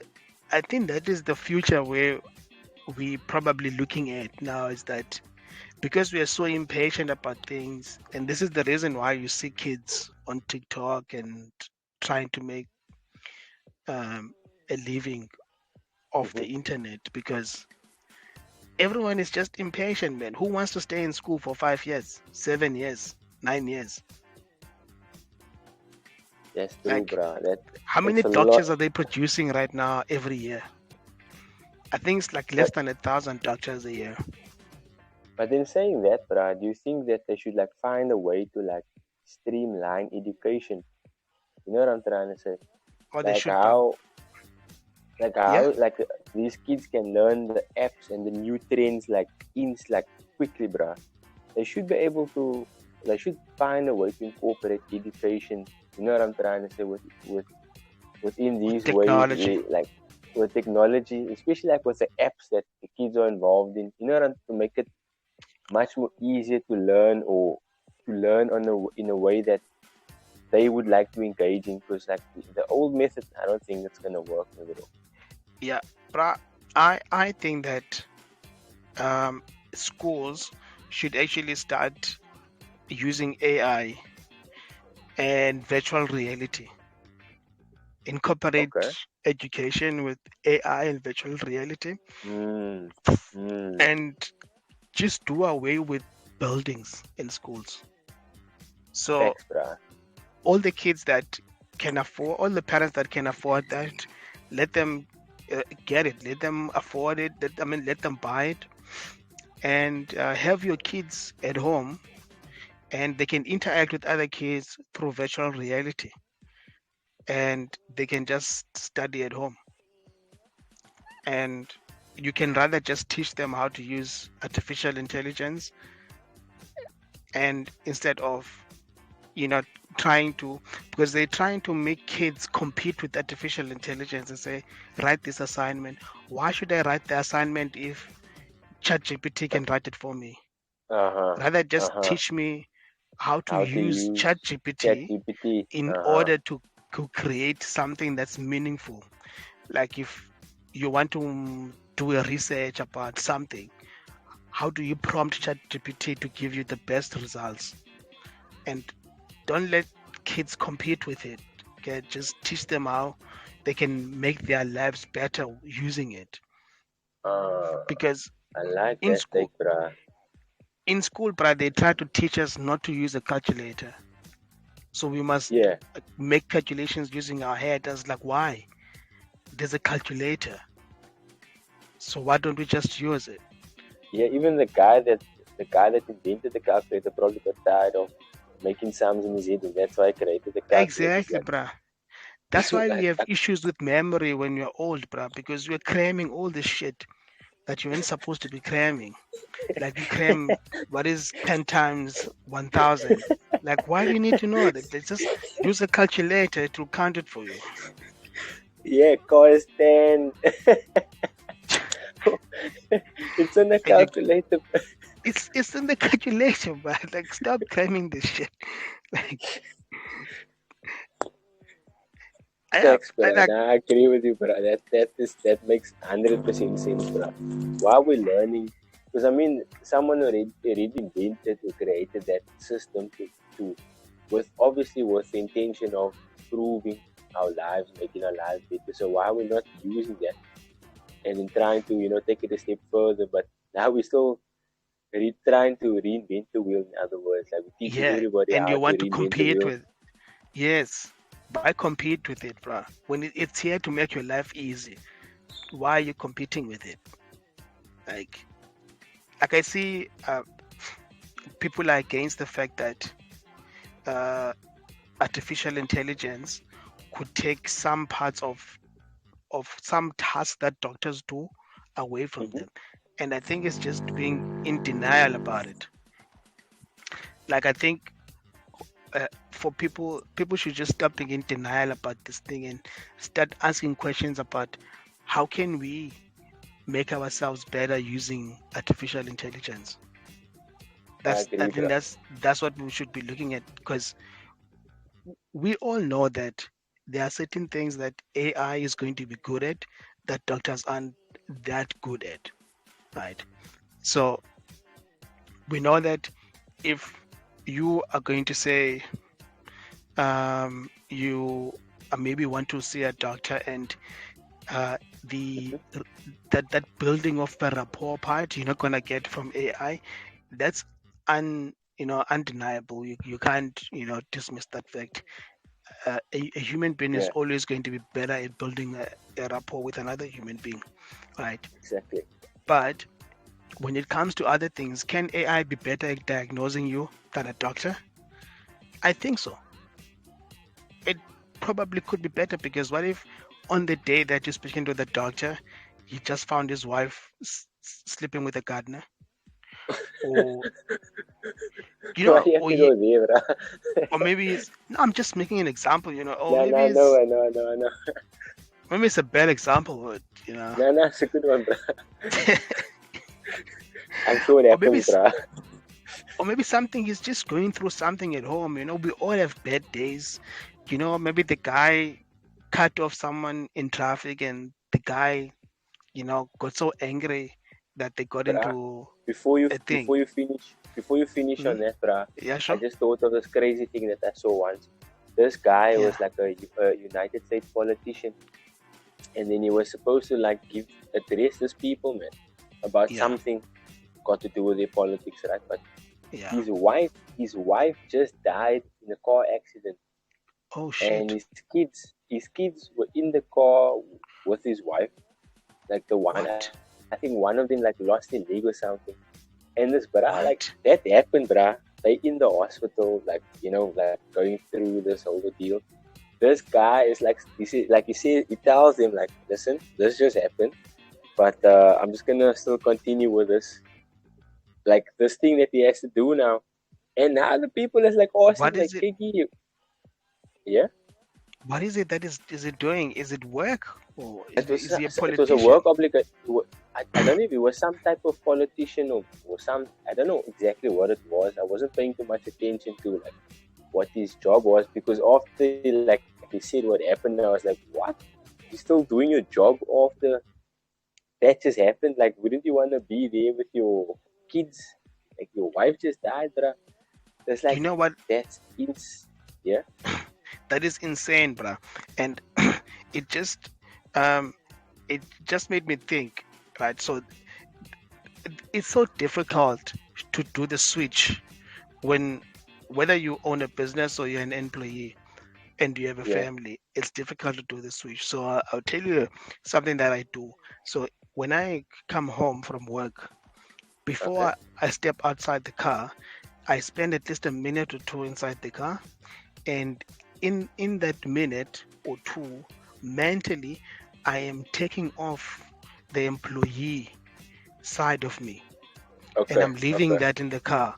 Then I go inside the house. When I'm inside the house, I'm a father, I'm a husband, right? And then when I go to work the next day, in the parking lot at work, before I step outside the car, I do the same thing. I take off the husband, I take off the father, and I leave it in the car. And then I put on the Uh, employee. Then, right? yeah. Because you have to do the switch, bruh. You can't be an employee at home. You can't be a Yeah. husband at work. Yeah. Because when you're a husband, you are trusting, you are vulnerable, you are emotional, you are uh, open, you are transparent, right? And you are loving and Absolutely. you are supportive. And now you can't be like that if you're an employee. No, Now, bro. You have as to an be ruthless, employee, cutthroat, you are be ruthless, you are vicious. selfish, Absolutely. you are backstabbing, you are probably toxic as well, right? And you mind your own business as well, right? You don't Yeah. give a shit what happens to the other person who's just an employee. So if you Exactly. are that guy at work, at home, you are going to be just like that guy. That guy was in his employee mode, bruh. That's employee mode. When you are in the employee mode, bruh, you don't have emotions. Like, nothing can come into your way. Like, you in the mode, you in the zone now. And I think he was Uh, probably in that zone, and he was just struggling to make the switch. Bruh, you know what? No, Mm, that's so true, bro. And that's something that I do, bro. That's why like I show up for work like every day. It's yeah, because you like you separate yourself from like, okay, this is like whatever happening in your home situation, that's that. yeah, And you can't influence like what you have to do here. And if you had a crappy day here, you cannot take that home like with you, your family, because that's not their fault. You know what I'm trying to say? So that's like, even if he had a happy day, bruh. yeah, even if you had a happy day and you had an argument with your wife, you can't take that Yeah, happiness home with you, bro. yeah. So you know, so even vice versa. So you have um this happy day at home. You can't take that happy day to work. You have leave it in the car, bruh. You're gonna get it when you leave, Exactly, bro. because that's If you how take it people get. with you, if you take They're it gonna with you, use it someone's against gonna you, bruh. exactly, bro. Exactly. Yeah. So there was something that you said you don't want to forget to say. Say that again. Remember you said to me, there's something that I want to say and I don't want to forget it. Did I say that now on the podcast? No, you said it to me today, earlier on today. I think I already. Nah, we covered that, bro. Oh, you spoke about that already. Yeah, we covered that already, bro. Oh, I snuck okay. it in there. Oh, okay. I see. Bruh, I want to talk to you about another interesting stats that I just came across. Yeah. So, do you know how many babies are born every year in South Africa? No, bro. That's an 1 interesting million. one. What? 1 million babies are born every year in South Africa. 1 million. That sounds unreasonable, bro. What's So the population of South Africa now? the population of South Africa now, that's a good question. Sure. Let's see. And today is 59.39 million. No, this is 2021. Oh, I thought for sure we would have more than that. Yeah, probably more than that.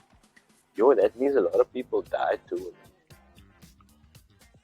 Let's see. 60 million. 60 million people.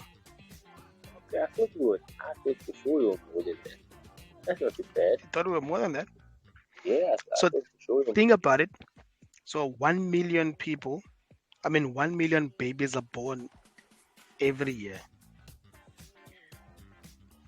in South Africa. 1 million. That's crazy amount of babies, bro. So how's the diaper industry looking, bro?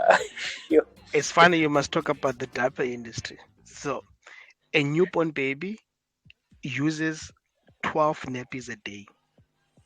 You know what? I can believe that, man, bro. I used to pay racks on nappies, bro. And my wife would only want to use like this particular brand of nappies, and it so happened to be like the most expensive brand of nappies, bro. So the average, the average price of one packet of 96 nappies is 260 rand. That's the average price. And that's 96 nappies is enough for just 1 week. Yeah. So if you're buying the cheapest nappies in the market, you are spending just over 1,000 rand just on nappies alone. Bro, I just spent 2,000 rand on nappies. Sure. Yeah. I still got nightmares. My next kid, I'm gonna teach my wife how to use the towel method.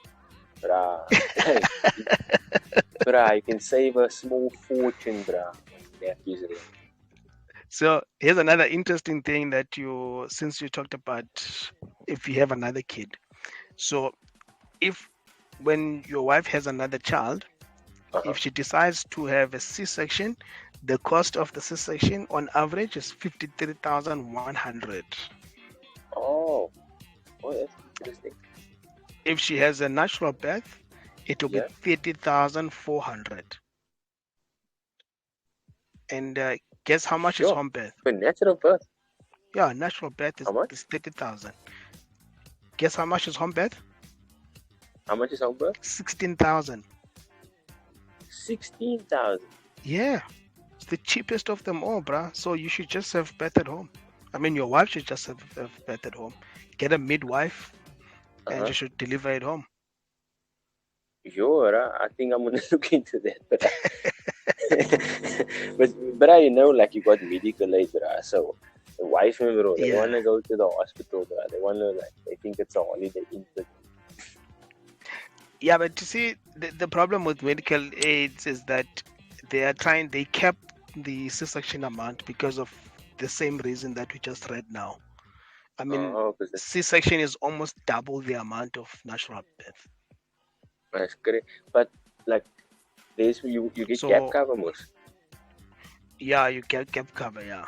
So if you have gap cover, then you're sorted. Yeah. Yeah. So we have gap cover because we know the medical aids, they don't cover that the full amount. You got gap cover for that. Yeah, I know you sorted if you have gap cover. Yeah, but nah, don't play with my I'm not the unhealthy guy, but I think when it comes to health, you have to make sure that you're covered in that aspect because anything can happen. I've seen some tragic situations, bro. Oh yeah, definitely, bro. That is something that you don't wanna play around. Yeah, in terms of people having injuries and they can't afford to get the proper treatment, or maybe they get ill, in the hood you'll find people get maybe strokes and diabetes, but they can't afford to get the proper treatment to heal from those kind of diseases, bro. And then they never recover properly from it. But if you just had the proper medical support, financial support, you could overcome most of those things, bro. So that's one of the things that I've learned, that they have good medical aid. Yeah, so that is true, bro. And I want to talk to you about something different. Okay. Prisons. So so there's a stats that or statistics that came out 2021, and they're saying that on average 1 in 3 prisoners does not have a bed. A bed? 1 in 3? Yeah, 1 in 3 have no bed. Yo, that's hectic, bro. Yeah. You're sleeping on the floor. Ish, bro. Yo, that's crazy. So, in other words, the prisons are so full. Yeah, they're overpopulated or overcapacity. Oh, is this now in South Africa, bro? Yeah, bro. Almost. Oh, I mean, read this. Okay, there's 42,400 inmates without beds, and in 2019, 15,900 inmates had sentences remitted, and in 34,000 inmates. That was during COVID, right? Yeah, this is 2019, 2020. Yeah, I know about that, yeah. And 2021, 2022, the number of inmates without beds went down to 34,000. But they are way above capacity. Way above capacity. What do you think is the problem there? Do you think there's too much crime, or do you think there's too little prisons? Do I think it's?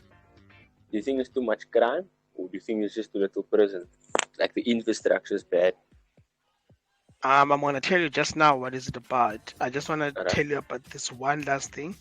143,000 people who are in prison are unsentenced.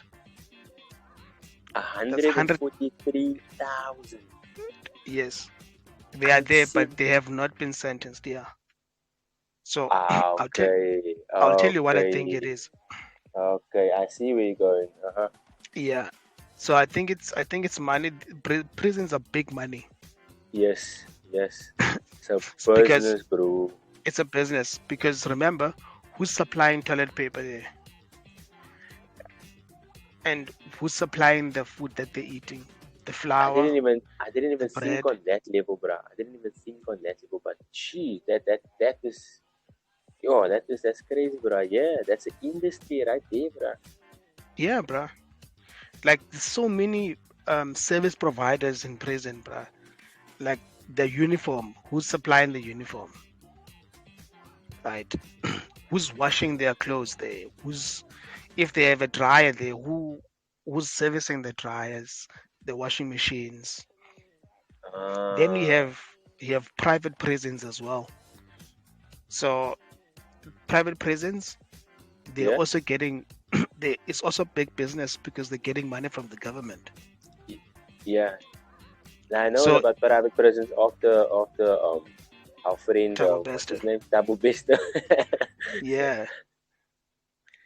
So if you are supplying anything in the prison, right, and you're making big money from supplying the prisons with stuff.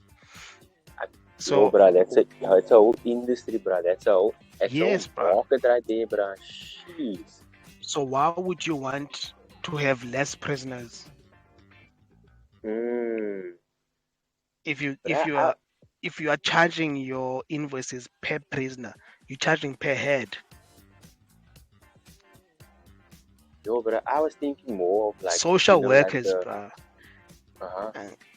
There's social workers who go to prisons and offer psych consultations to prisons, and they claim that money from the prison.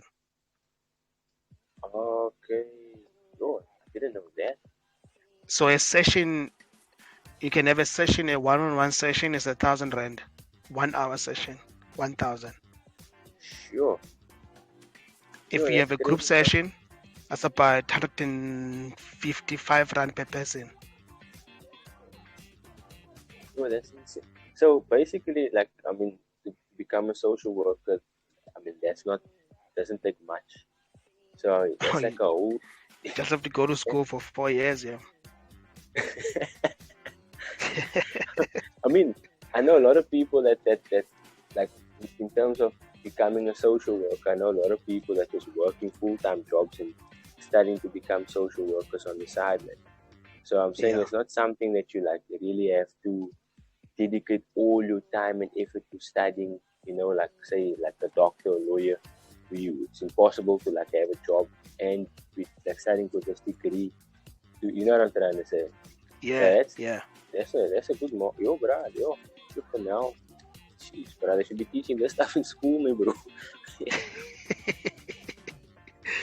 So, yeah, but so when it comes to like prisons and crime, I always feel that there's someone that's making a lot of money from it, Mm.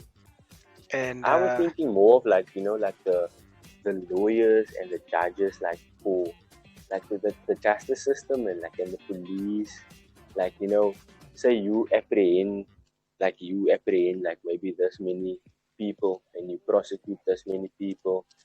You know what I'm trying to say? This is so yeah, you move up the ranks in that way. So the more people you can like get into the system, to filter, so the more chance you stand of getting like a positive. But that's insane, bruh. 150 something made, 1,000 people not prosecuted, I bruh. I just sitting there, bruh, waiting. Sure, So bruh. so it just tells you that it's it's tough in prison, bruh. I always hear a lot of people say, the justice system doesn't work, the justice system is a failure, and all of that stuff. But for me, I wouldn't want to go against the justice system at all because I because if I go to prison, I'm going to be a part of that 143,000 people who are not sentenced, Mm-hmm. who have probably have not been given bail or have not even gone to court yet, That right? you don't have the money to be paying for, like, to get the proper lawyers to be speeding up the process. So you're relying on the system. Exactly. So you can imagine, Brad, if you find yourself in that situation. I mean, you've never been in that situation before. But just check it, bruh. Like, if, Mm. because just think about this, no? You say, like, for this, like, 40 something odd people without the bed in prison. And there's 140 something thousand not prosecuted. Like, wouldn't that alleviate the problem just by getting that people prosecuted? Because I'm sure some of them, not all of them, can be guilty. You know what I mean? Yeah, no, I understand. But the problem is that um, who knows what's going on in the system? So if you are a part of those 143,000 people, there are probably people who are innocent there, who are sitting there waiting to go to court and prove their innocence, but they're just Mm-hmm. waiting there. But who knows what's going on in the system, right? Maybe the system is so fucked up that it has really fucked these people to the point that these people have no help whatsoever. So that's why I'm so scared, but I don't want to see myself go to prison. Like, Facts, because bruh. even if you have the money to pay a lawyer, bro, you don't know how the system works. Like, you could be in a situation where the lawyer says, bro, there's nothing I can do here. Only a judge or a magistrate can get us out of this shit now. And you could be stuck there, bro, and you are part of those 143,000 people. And before you know it, bro, you're gonna turn into one of them because where do you sleep if you don't have a bed? Exactly. You're gonna have to You're become gonna sleep on the floor. one of those or guys fighting for a. You're gonna fight for a bed, bruh. You're gonna have to show You're gonna some have to be. dominance there, You're gonna have to be, and bruh. then end up having to join a gang, do things that you're not supposed to do, and then to see their Bruh, sentence get increased because now you actually committed actual crimes, and maybe you didn't even commit the crime to begin with. yeah. So according to Stats SA, bruh, in the Department of Justice, is that all the prisons in South Africa are overcrowded by 30%. Sure, that's nuts. That's nuts, bruh. That's crazy, bruh. Ooh. So in the Eastern Cape, for example, there are 20,000 prisoners, but there's only 10,000 beds. Yes, bruh. That's bruh. I don't know what to make about that numbers, bruh.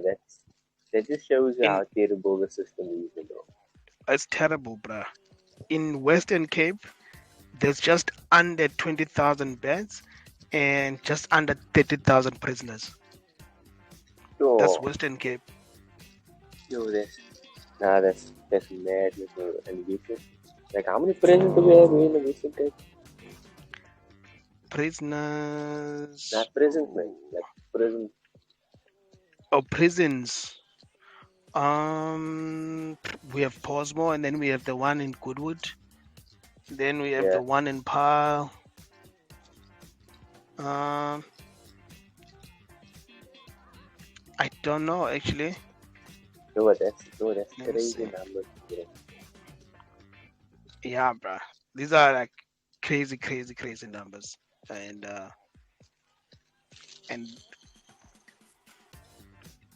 when you need to think about it as well, is that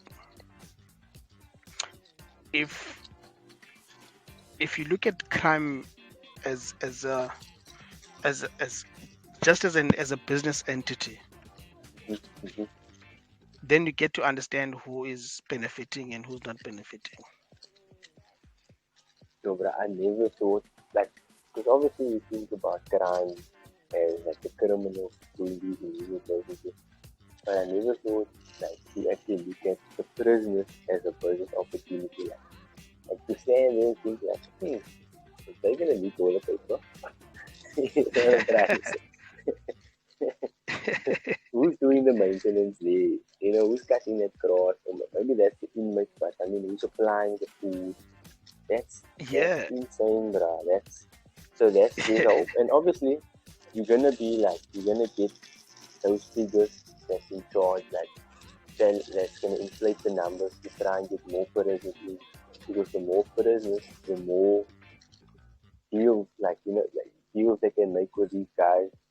And obviously they can get funding from the government, and the more funding they get, the more they get to pocket. So bruh, the numbers are crazy, Bruh. Crazy if you break it down. Numbers are extremely crazy, bruh. And for me, it's one thing.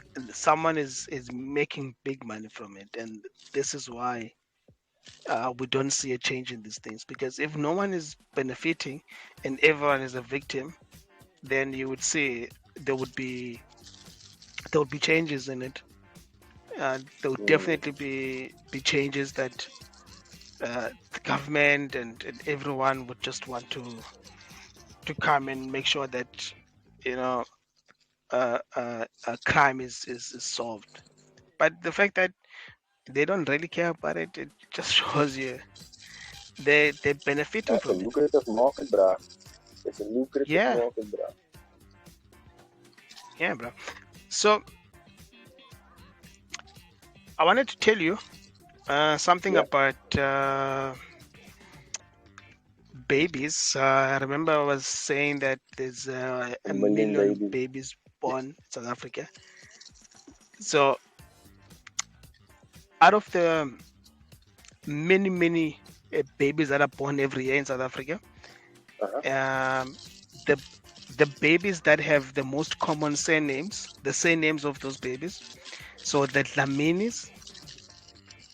Okay. So the Dlaminis had the most babies in South Africa in 2021. Yo, 7,000 babies. yo, that's crazy. The mini army, bruh. Yeah, bruh. So imagine if all the Dlaminis in South Africa were to decide to have their own daycare and their own primary school and their own For school. this son. Yo, that's crazy, bruh. Yeah, and they call What it kind? Dlamini something something school. And if you're not a Dlamini, you can't go there. It's Yo, only bruh. for the Dlaminis. That's only for the Dlaminis. Yeah, they're like 7,000 kids, bruh. Is that a Xhosa surname? No, well, let me not say no because it can be a closer surname. It's a Nguni surname. So it can be closer, it can be Zulu, it can be Swati, it can Oh, be okay. Ndebele as well. Can be any Yeah, one of so the. Oh, okay. Got yeah, you. any one Got of you. those, yeah. Oh, yeah, Then that's a lot, bruh. That's, yeah. and then Nkosi was the second surname with the most babies in 2021, Okay. 6,400 babies. Nah, bruh. That makes sense, bruh. In course, in Dlamini, bruh. That makes sense, bruh. Yeah, bro. So it's crazy that I mean, it goes all the way till 3,600. Yo, So bro, these we are getting like the crazy stats from me, bro. It's a bad stat. it's You crazy blow my stats, mind. bro. You blow my mind with the stats tonight, bro. The numbers, oh man, bro. That's definitely Bro, the prison one, uh, bro. That is the most insane one. That is the craziest one, bro. yeah, same here, bro. I also thought that the prison one was probably the most insane thing I've ever had in my life. I think what we should do, bro. I think we should tap into that market. We should maybe get on like prisoners from, like from prison and like interview them on the podcast, bro. Uh, What do you think you about know, that? you know,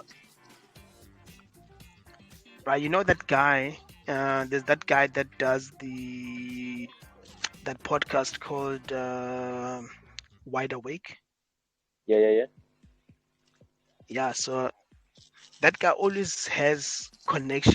He's got these connections to the gangs Uh-huh. and people that have been in prison and stuff. Yeah. So Nah, I bro. think you need to know people like that. Nah, bro, we get him from inside prison, bro. Like actual prisoners living in the prison. Like, did you know How? MacG? We figured it out. We figured it. You know, MacG once had a guest on his show, but that was Huh? calling in from the prison. Yeah, I've heard that before. Yeah. It was telling him about the type of business thing, like was breaking Yes, down yes, the yes, whole yes. type of business thing, and it was like Yeah, from inside prison. yeah. It's the recording that they never wanted to play. Really, Yeah. but So you I think say we should like you figure could out get how to do someone, that. But I tap into the prison market with them. I'm sure like that should be a hit with the prison. inside the prison. Oh yeah, is this an idea, bro? Like how we can tap into the market. We should talk about it. We should crunch the numbers, bro. Yeah, no. Let's talk about it, Brian. Let's see. Brian, I just want to bore you one last time with one more stats, and then Oh yeah, go for it, bro. yeah. So there's about 500,000 people in Cape Town that rely on quantums or taxis. Oh, that's so you can Cape Town alone. In Cape Town alone, yeah. Oh, that's insane, bro. That's a There's lot. 500,000 people. That's exactly, bro. Yo, so what happened So during the taxi strike? That must have been crazy. that's why it was crazy, bro. There's 500,000 people that use taxis. Each day, like back and forth to work or school or whatever the case may be. Yo, 500,000. Yo, Yeah. that's nuts, bro. Jesus. So So that's why like the taxi industry, like that's still a lucrative it's industry, very right? lucrative, bro. It's very lucrative. So anyone that can convince taxi owners Uh-huh. to like, if let's say we come up with an Uber-like business, and then we go to the taxi owners and say, guys, we're gonna give each one of you a share in the business. Take away all these taxis. We're gonna have Uber-like cars going around the townships. So there will be no Uh-huh. Uh-huh. taxi rank. There will be no bus stops. So a person must just have a smartphone. You request a car, and it comes and picks you up and drops you at work. Do you think they'll go for that, Manilo? Of course not.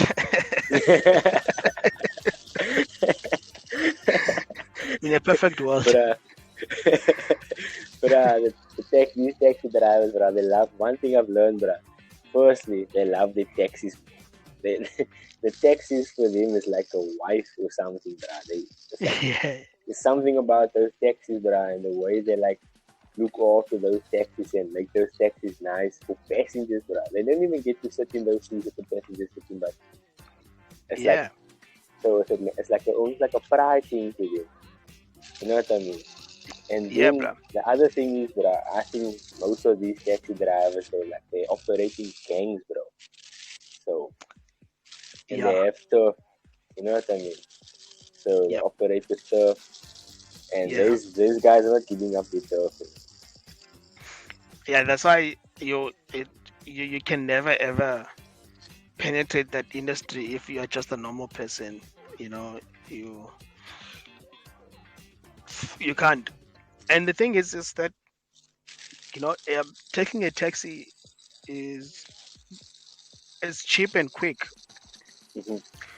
because if you look at the bus, there's about 166,000 people that use the bus service, and 53,000 people use the train. Okay, that's not bad though. Like it's well spread out, but obviously the majority, like a huge portion of those Yeah. or taxis. Because most of the time you'll find people that's taking a bus or train, so you have to take a taxi to get to the next destination, or to get to the actual destination. Yeah. Yeah. So you still also find places in Cape Town where there's no taxis, so there's only a My City there. So then you are forced to take a My City, maybe up to a certain point, and then from there on take a taxi or continue with the My City. And in some areas as well, it's just convenient to take a train as well, because maybe it's too far to go to the taxi rank, but you're closer to the train station. And train is cheap as well, uh, as opposed to taking a taxi. I think it's relatively cheap Yeah, I think to the take a train is the train. cheapest. Huh? Yeah, probably the Train is the cheapest. cheapest, right? Yeah, cheapest and the unsafest Facts, bro, and most unreliable, bro. and most Most unreliable. most likely to get late to your destination.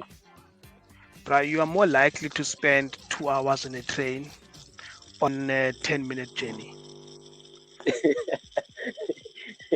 Bro, you have to pack lunch for a trip to work in the morning, bro.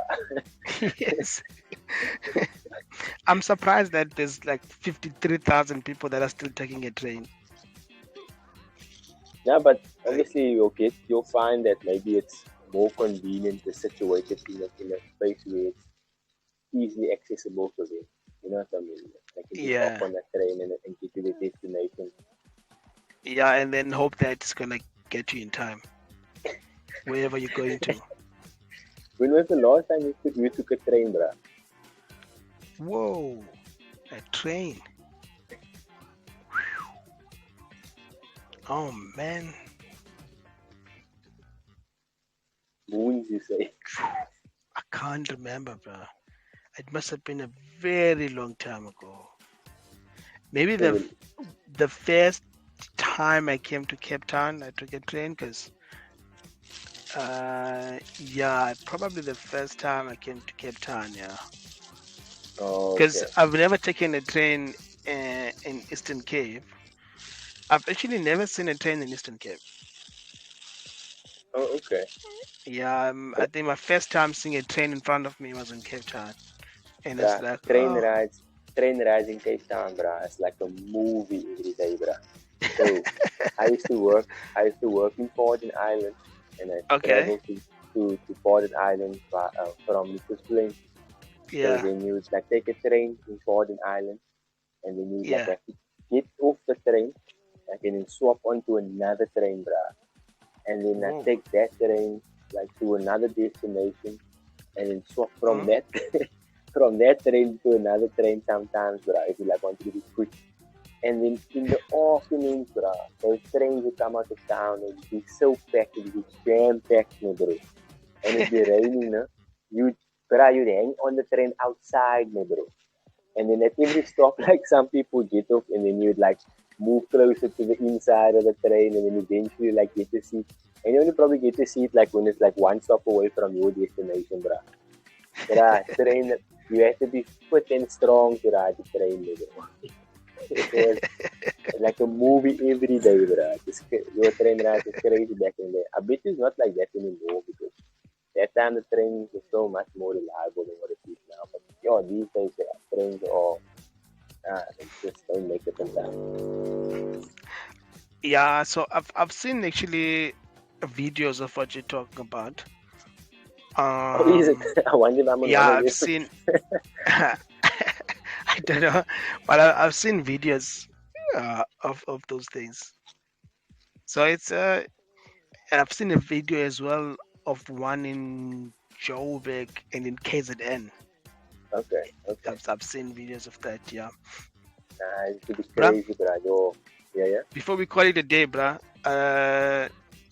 you probably don't uh, do any groceries. You're just told what what to buy when you go to the shop, just like me, because I just get told, here's a list, go buy the stuff.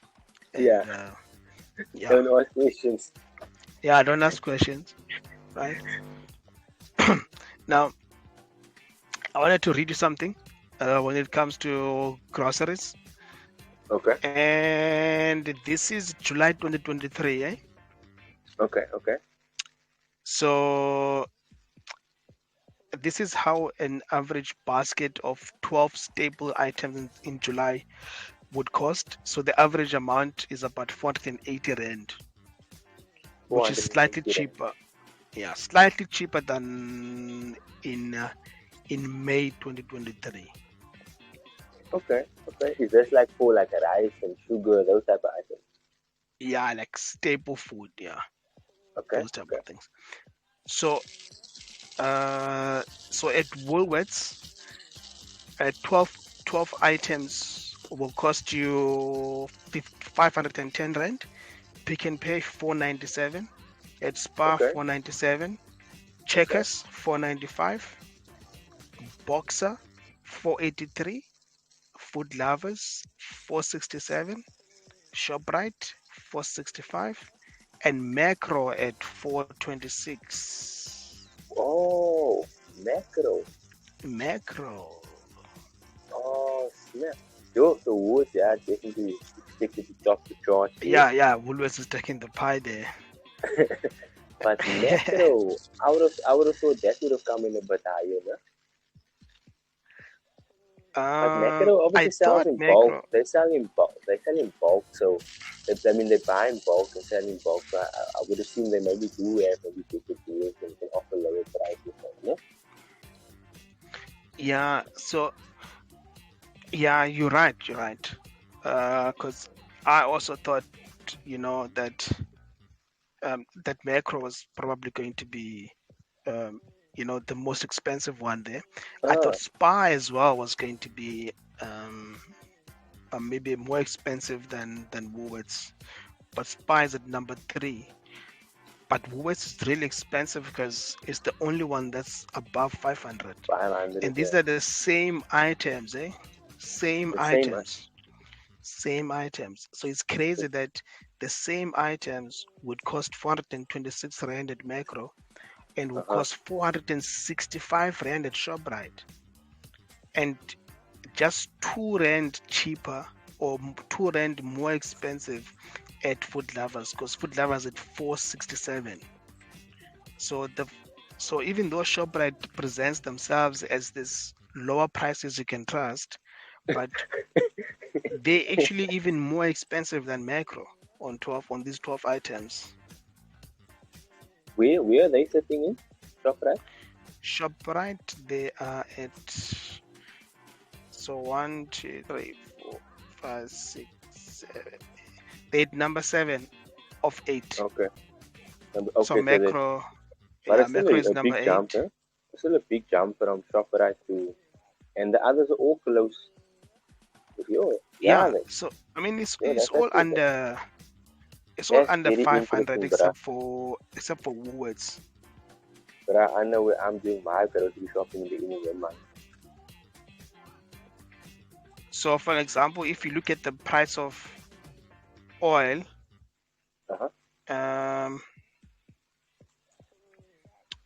so let's see here. Where's Macro?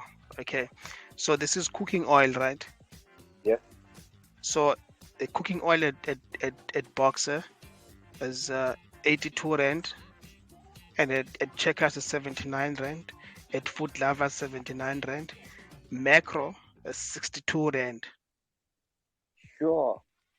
And Macro had the cheapest cooking oil than everyone else. Woolworths had the most expensive cooking oil at 89.99. Oh, what kind of cooking oil is that, bro? Olive oil. No, it's a store brand. Yo, that's crazy. It's a store brand, bro. It's not even it's not even like Sunfoil or Excella or It's just a store brand, bro. It's a store brand, right? 89 rand. And Sunfoil is expensive, bro, because Sunfoil is like 109 rand. Yeah, exactly. That's like a premium. Yeah. So I mean, and then if you look at flour. Okay, no, this is not the actual price of flour. So yeah, that's just cooking oil that I'm not sure, but okay, this is the 2.5 kg packet of white sugar. So at Boxer, it's 64.99.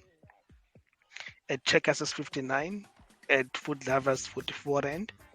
Macro 50 rand. Pick and Pay 58. And for some reason, ShopRite didn't have sugar. They didn't have a 2.5 kg packet of sugar. Oh, they maybe had those 2 kgs, no? Probably, yeah.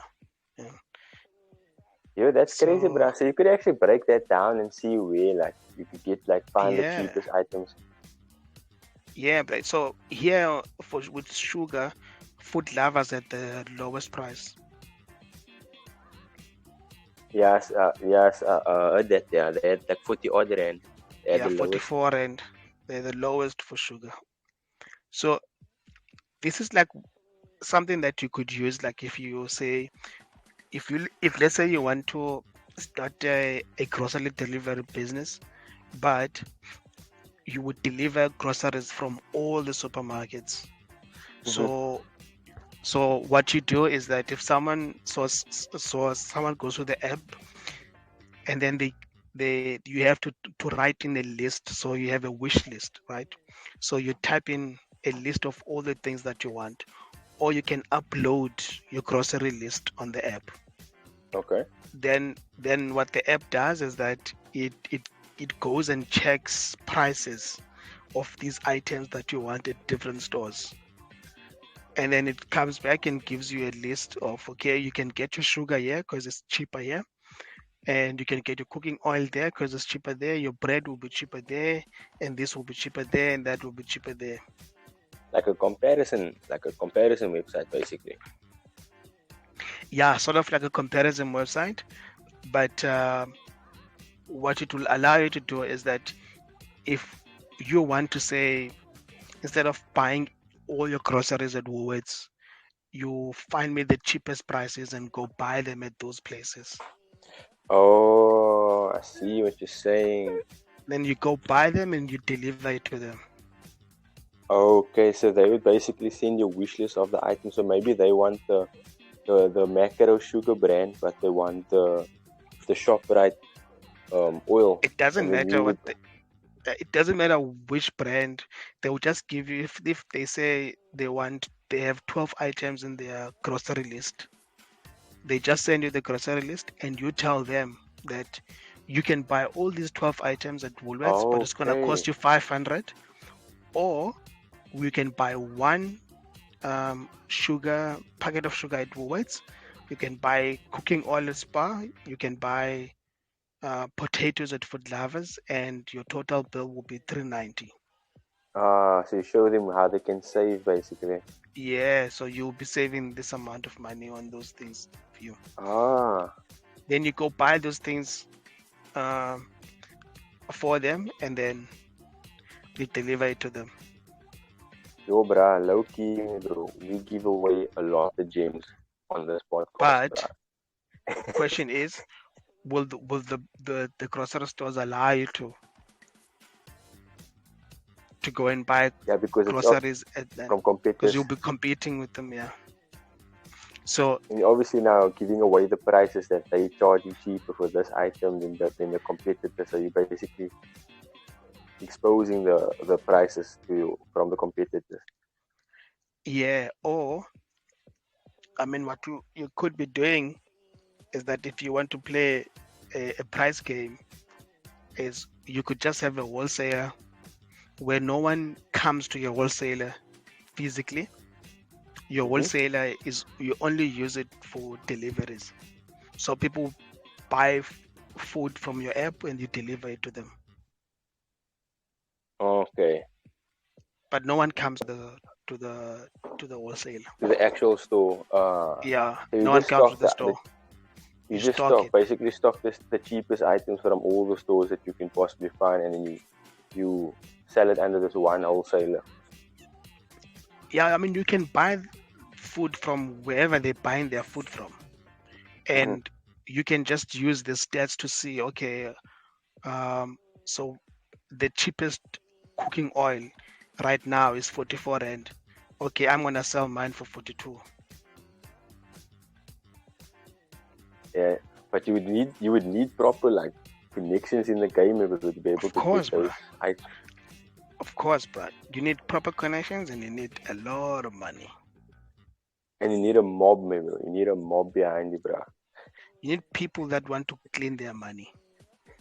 Yeah, bruh. That's the only way, member. You're gonna get big. You need some type of machine behind you that's gonna back you, like some type of security. There's always gonna be that guy, bruh. Once you start getting big in the industry, someone's gonna come along and say, "Hey, we want to do business with you, but not the type of business that you're thinking about." Thanks.